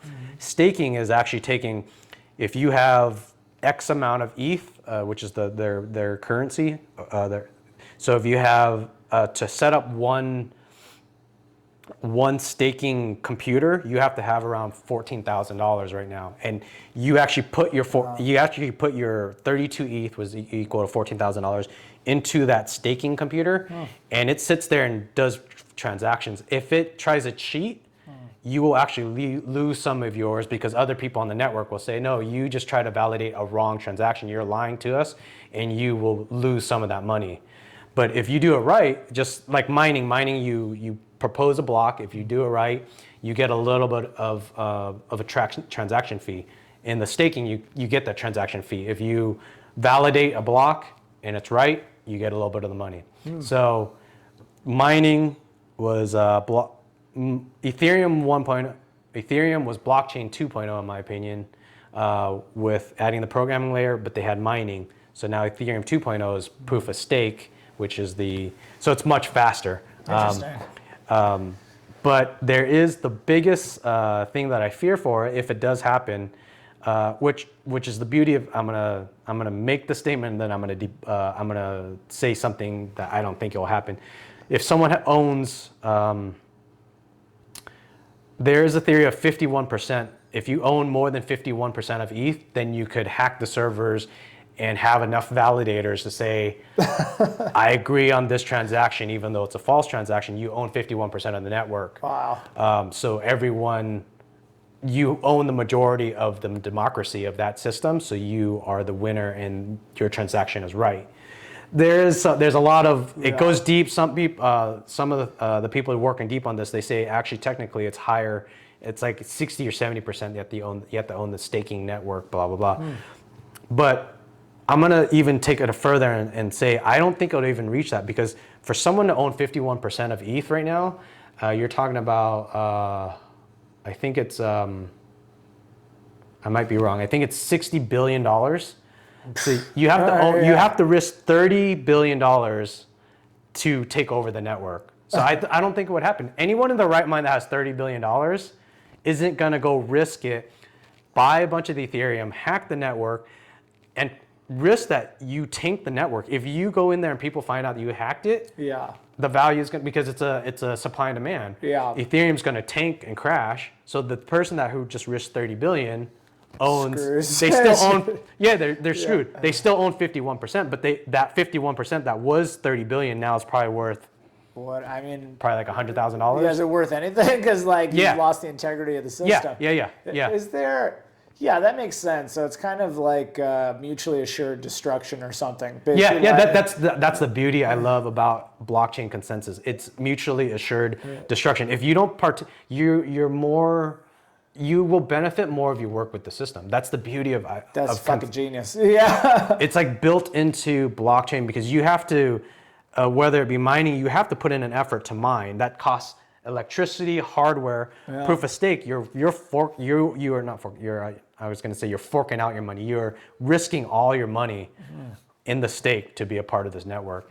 So that's just to be a staker. You don't have to, you could just buy coin and hold it, because I think Ethereum has the best chance of becoming more than Bitcoin.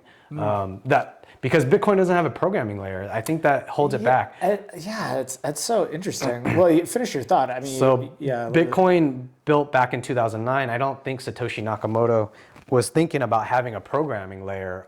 It was the first of its kind. So just having the blockchain itself was... It's like proof of concept, basically. That fucking blew up. So now you have Ethereum 1.0 and then Ethereum 2.0. You got speed from proof of stake, where I think the speed, I hope, this is nobody... I don't know if anyone could predict this right now. The speed at less than 12 seconds, if not faster, on some of these things, it could start rivaling Visa credit card transactions, meaning the speed of it. So that's where I think ETH 2.0 really... Now, there's arguments that it gets close, but it's not... It can't...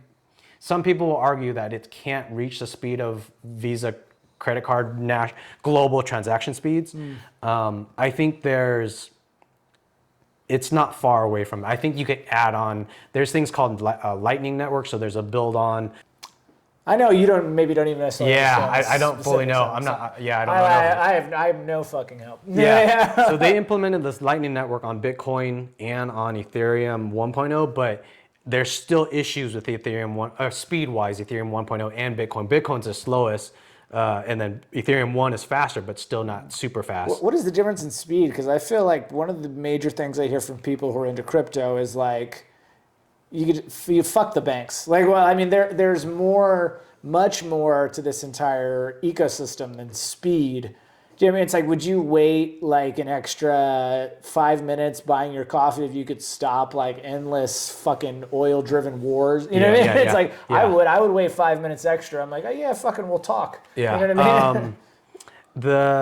At a high level, people will quote block times, but block times I don't think is indicative of the real world usage of it. People will say Bitcoin has a block time, I believe, of 2 minutes, is it? Ethereum is a block time of 14 seconds. That's pretty good. But the real world, what happens is, say you do a transaction through Coinbase, the big cryptocurrency exchange. What will happen is Coinbase will wait for Bitcoin.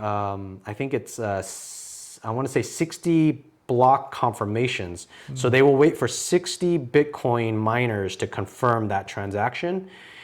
So even though a block takes 2 minutes, the amount of time for 60 miners to confirm it may take up to, I forget the number. I'm going to say about 30 minutes maybe.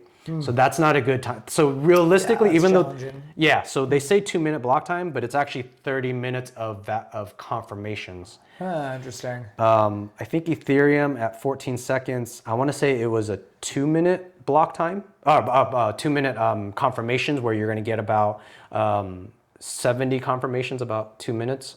So that's still not good enough for Visa. Proof of stake with Ethereum 2.0,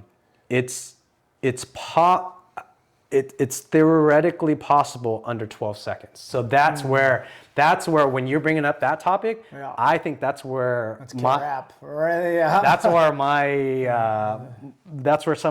where my money, my horses. That's where I'm betting my horse. Your literal money. Yeah. Yeah, it's so interesting. But so to take it to ETH2, I think their speeds is faster.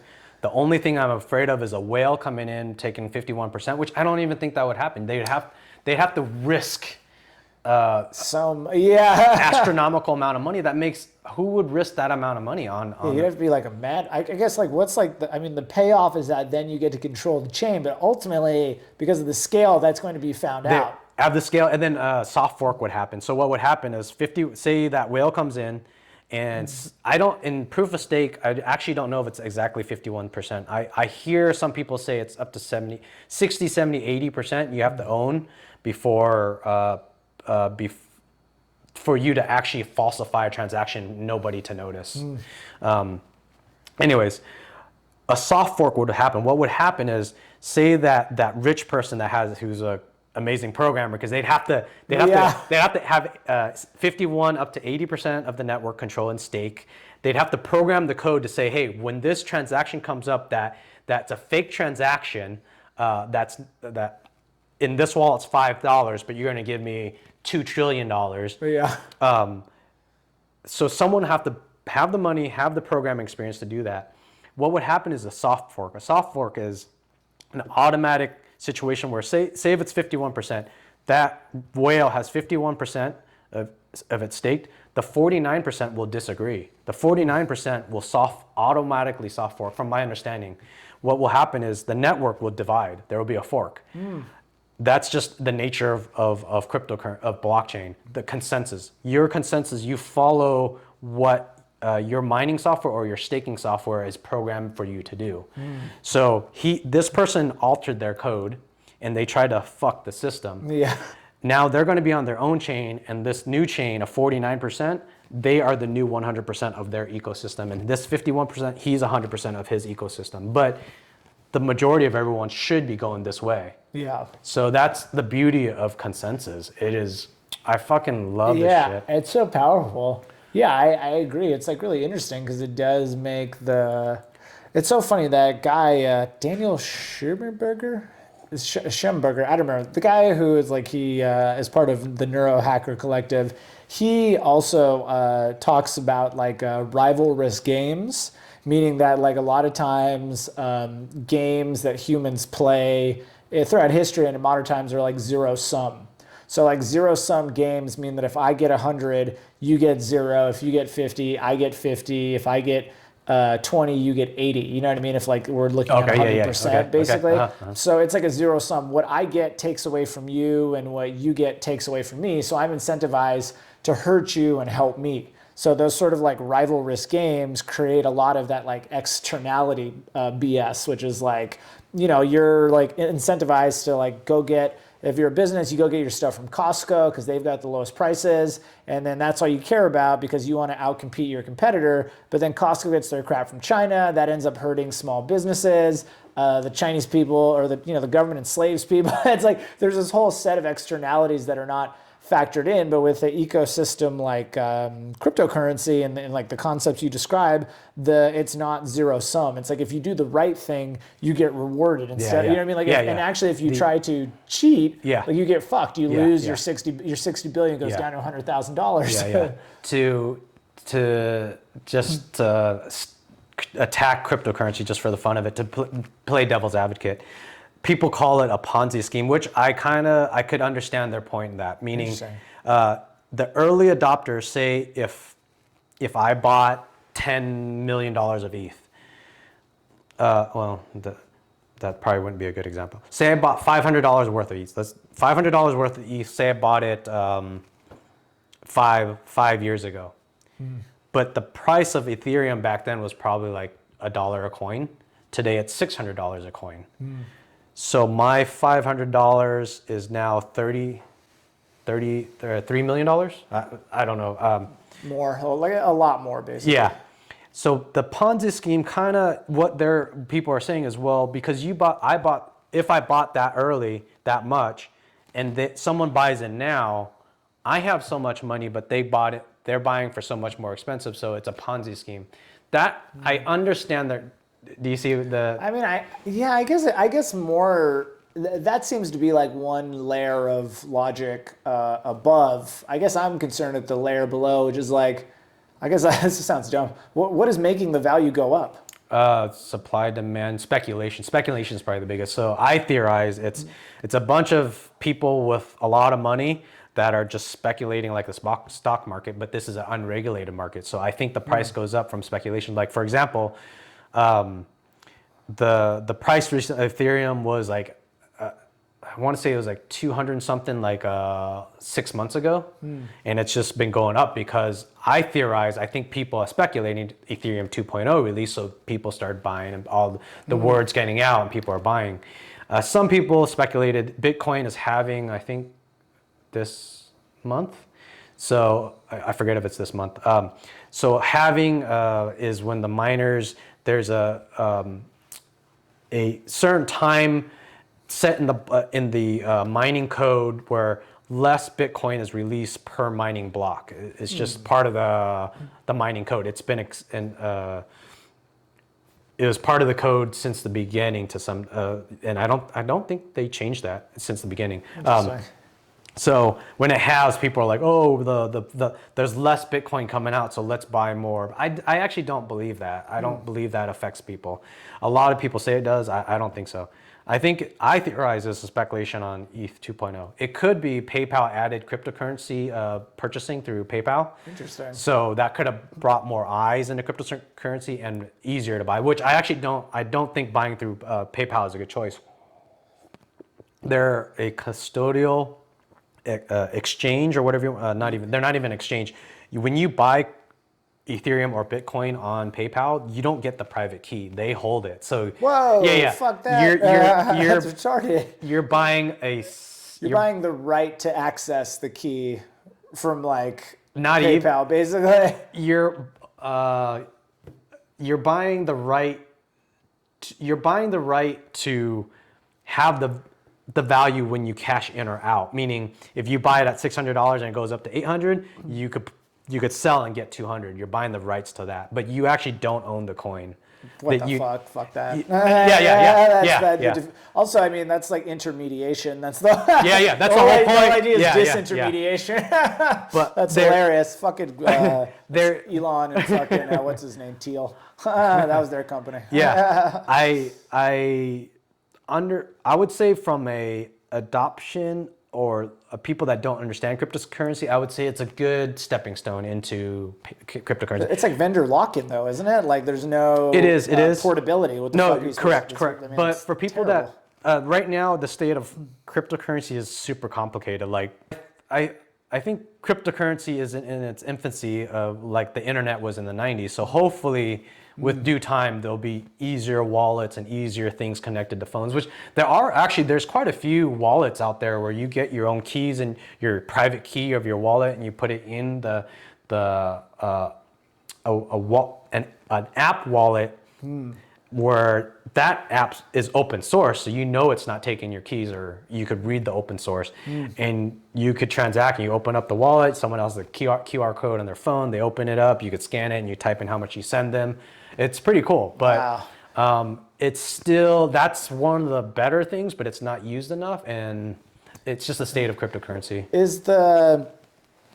So yeah, you know, it's so funny. Like, I think you are right that crypto is complicated from like a dated, maybe not a dated, like the bootstrapping, the startup process is like, oh my God, I got to learn this and that. And there, it seems like I know, even though I haven't really dove into the world, when I look at the content out there, it's like a deluge of bullshit that like everyone wants to, like, I'm a crypto hacker specialist guru fucktard. You know what I mean? Like everyone is like selling something known as being like really trying to help people, which is ironic because like you said, like the speculators create almost like a unethical culture around like trying to sell people on different fucking coins. It's like really confusing. But like, what is the so is Bitcoin is like a store of value? It's like gold basically, and then ETH is like also a store of value, or like any cryptocurrency can be considered a store of value. I think the common trend is to call Bitcoin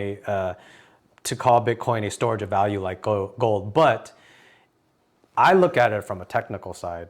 Bitcoin, the white paper or the cryptocurrency Bitcoin was released in 2009 with programming and programming a blockchain back in 2009. This is 2020. There's so many things that are changing. Proof of stake, proof of work, proof of there's so many proof of storage, there's so many things going on. So Bitcoin was programmed back then, and I think it's to me, I consider it MySpace, and there's soon to be Facebook. I hope Ethereum 2.0 is Facebook and will make Bitcoin look like MySpace. I'm gonna get, if I post this on the internet, a bunch of haters. But look at the code. Look at what the code of Bitcoin, how fast it is. Maybe you could add in a Lightning Network on Bitcoin, but you're looking at a system that eats up more electricity than Ireland. The network of Bitcoin, all the electricity. That's terrible. Yeah. All of that electricity is all coal and natural gas too. It's fucking terrible. So moving to proof of stake with Ethereum 2.0, I think was a smart idea. We'll see if it pans out. The only thing I'm afraid of is a whale, but like I said, I think a whale has to come in with 30 billion. 30 billion or 60 billion. Here, let's take a look at it. Yeah, there's like crazy disincentives to go down there. You'd have to be like a Nero type character, you know, like access, you know what I mean, like access to incredible resources and fucking like insane. Yeah.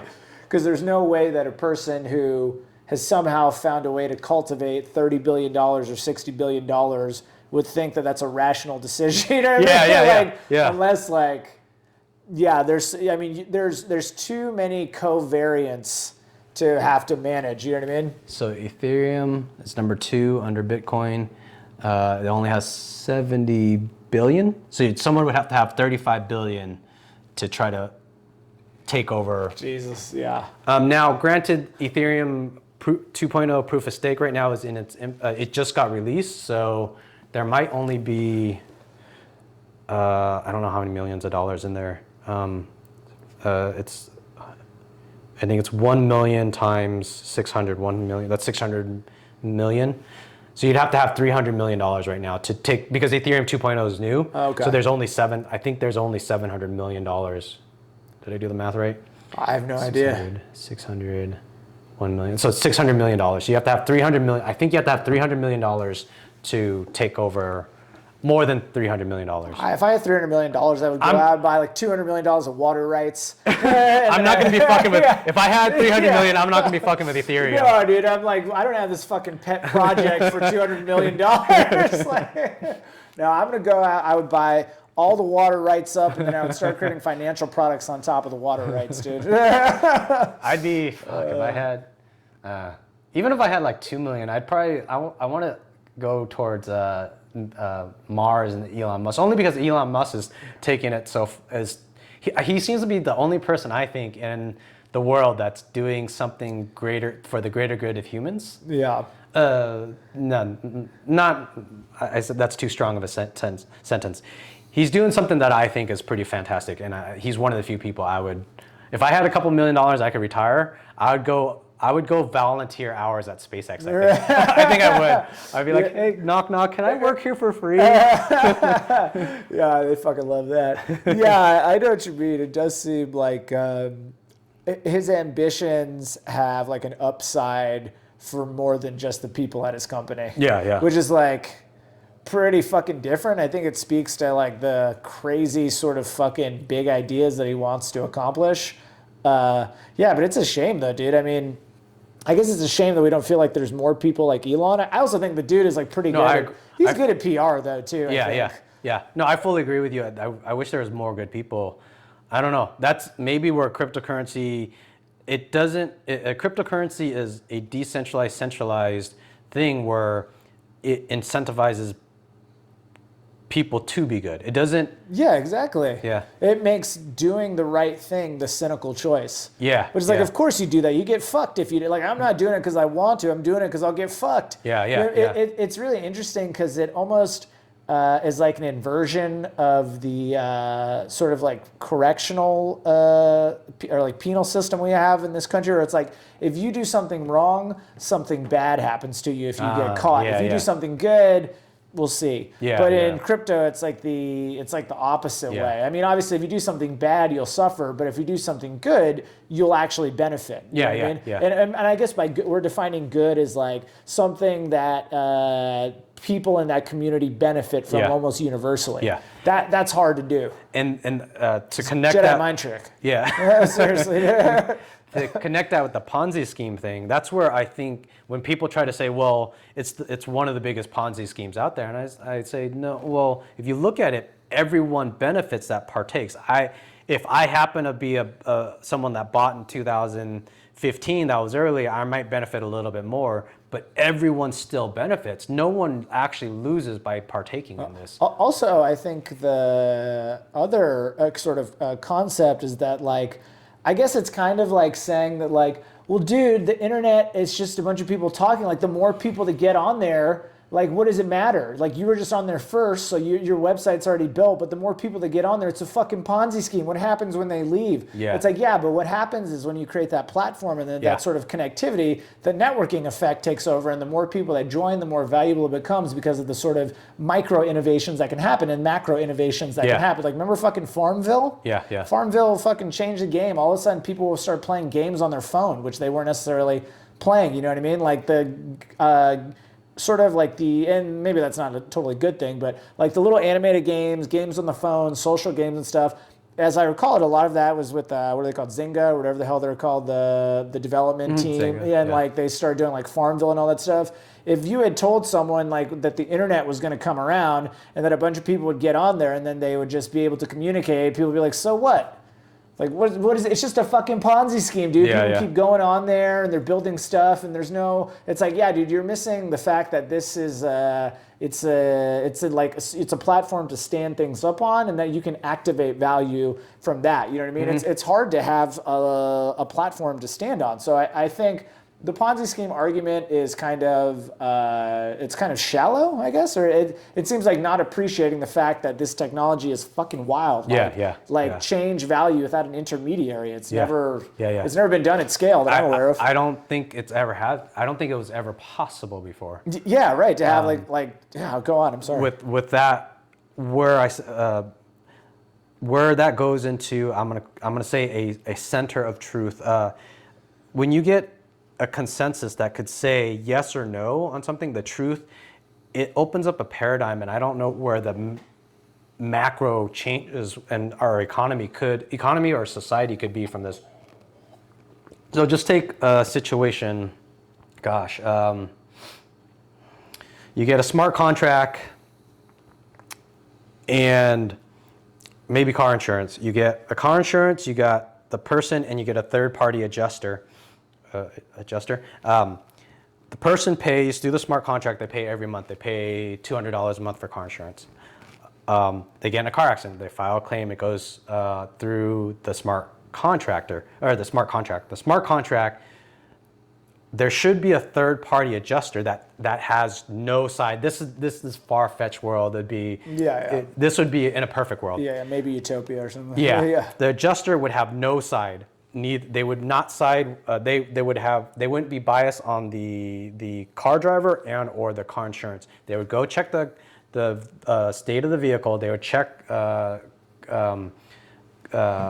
information from the cops, what they wrote down about the car accident, who was at fault. They get that information, and then they would judge the adjuster. Is adjuster the right word? They usually who tell person who says how much money is going to come out or whatever. Damages. So then they report to the smart contract, and the smart contract facilitates that smart contract should hold the money from the insurance company. Say the insurance company gets paid $200 a month, and then they should have a wallet attached to it where it's like they have $200 million sitting in that account. So when that adjuster says, okay, car insurance, you need to pay $15,000 to this person for their car because they weren't at fault, or no, because part of whatever they're owed money. They're owed, yeah, according to the policy. So then that smart contract comes through and just pays it automatically. Done deal. I always wonder though. Well, you're not finished with that. So this is a thing of truth where this smart contract, that non-biased third party, builds a system of truth, and truth is, I think, so important that people. It's such a simple thing. Yeah. Truth. Yeah. It's such a simple thing, and I think that's where it could really change things. But this is far-fetched future. I think for the government, banks, companies to take up on this, it has to change from the fundamentals, from the bottom up. Yeah, it's like people have to demand the change. Yeah, well, it's tricky because people are always like confusing, I think, like factual truth with like philosophic truth. Which is like factual truth is like we measure the dimensions of the cup. There's no dispute. We know what the volume is, how much water you're pouring here. It's like no question. Like, philosophical is like red looks ugly on this cup. It's like, well, that's subjective. It's like, why? It's like, well, I had a bad experience with a red cup as a kid, and that's my truth. Yeah. You know what I mean? So that's like the funny thing is like people, it always seems like as a species, I mean, I don't know if there's any other species on this planet looking for truth. It's like kind of fucking abstract in and of itself. But in terms of facts, right? Factual events that can be validated as having happened, we're always like conflating the fucking factual truth with the philosophical truth. So if we could just get one of those down, it seems like there's huge potential. I think there's a paradigm shift that it's kind of like back in the 90s, we had the internet. I had no idea it would lead to Uber Eats. Like, who would have in the 90s? Who would have thought there's going to be a car company that is not centralized? Yeah. That you could order food, they could bring it to your door. You could order food from any restaurant. It's not you don't have who would have thought that in the 90s? Yeah. It seems. So I think this truth thing could be that paradigm shift. Take blockchain. Take blockchain voting for the president. We saw how. Imagine all the miners around the miners or stakers, whatever computers, the decentralized blockchain. You put your vote online. You have your private key to your identity, and you vote to that. That's beautiful. Yeah, I know. You wouldn't get Trump saying there's fucking. Yeah, fucking baloney. The voting was a compromise and all this shit. Yeah, I think about that so often, kind of like what we were talking about with like the fraud you see. Again, a lot of, like that fraud, or kind of like disingenuous behavior or unethical behavior that leads to waste of wealth and resources. Like a lot of that is just based around being disingenuous, like being dishonest, not telling the fucking truth. Yeah. So you wonder how much we waste every fucking minute of every day as like just a human civilization, global civilization on like lies. You know what I mean? Like people waste their life on lies, and it's fucking terrible. Their whole dignity goes down the drain, their well-being for a lie. Yeah. So it's like, man, if we could just crack that nut a little bit, you know what I mean? Yeah. I think for different cases. I think we could crack the nut on just factual truths with blockchain. But it would take a lot of process to get there. Yeah, but the human nature piece is still fucked up. Yeah, always. That's the piece that people shouldn't be looking at blockchain to fix human nature. Right. I think we should be looking at blockchain as just a way to improve our existing systems. Yeah. But the problem, the innate problem of humans is still going to exist. Yeah, what's funny is it reminds me of, I think it was a short story written by Herman Melville called Bartleby the Scrivener. Did you ever read that one? Mm-hmm. Just like, he's like this guy that, he goes into this job every day. It's like some job, like a desk job. And one day he decides I choose not to. And every day he keeps going to work, and the boss is like, hey, can you do this for me? He's like, I choose not to. And he's like, all right. And he comes back the next day. He's like, hey, can you do this for me? He's like, I choose not to. And pretty soon, like, you see all of the sort of like things that happen when someone decides that they're not going to buy into the consensus, or they're just going to choose to not participate in some sort of mutual dynamic or resource or belief. And it creates like fucking havoc, which is what you see a lot now, which is that people are essentially equating like their sort of philosophical truth with the factual truth. And because the philosophical truths are always so different and oftentimes are conflicting by the nature of them, it creates all this conflict, because someone is like, this is the number of votes that were cast for these people, and this is the other number of votes. We did it one time when you voted, you counted. We did a validation when we canvassed them. We revalidated the votes by hand, and then we had a fifth or fourth validation via machine read. We also addressed like issues raised in court. We've done a lot of due diligence on this to confidently say, this is the number of votes for this person, this is the number of votes for that person. And like you're saying, the human element is someone could still be like, I choose not to believe this. And you're like, oh, come on, dude. We just spent millions of dollars. Like, but that's that fucking sort of waste, you know? Like, dude, just buy some coats for homeless people for the year. You know what I mean? How many meals does like 10 million, like the recount or something in Georgia they did, like, you know, all these people are donating to the Trump campaign. Like, hey, it's your money, do what you want. But at the end of the day, I mean, I guess that process has to play out, but it does make you think, like, is this fucking worth it? That, how, you know, $6 million or $10 million for the state of Georgia to recount, and it's like the money just went and then it's gone, and we all knew, you know, we thought we had a pretty good idea to begin with, you know what I mean? So it's just so interesting that chasing that truth is so difficult, man. Yeah.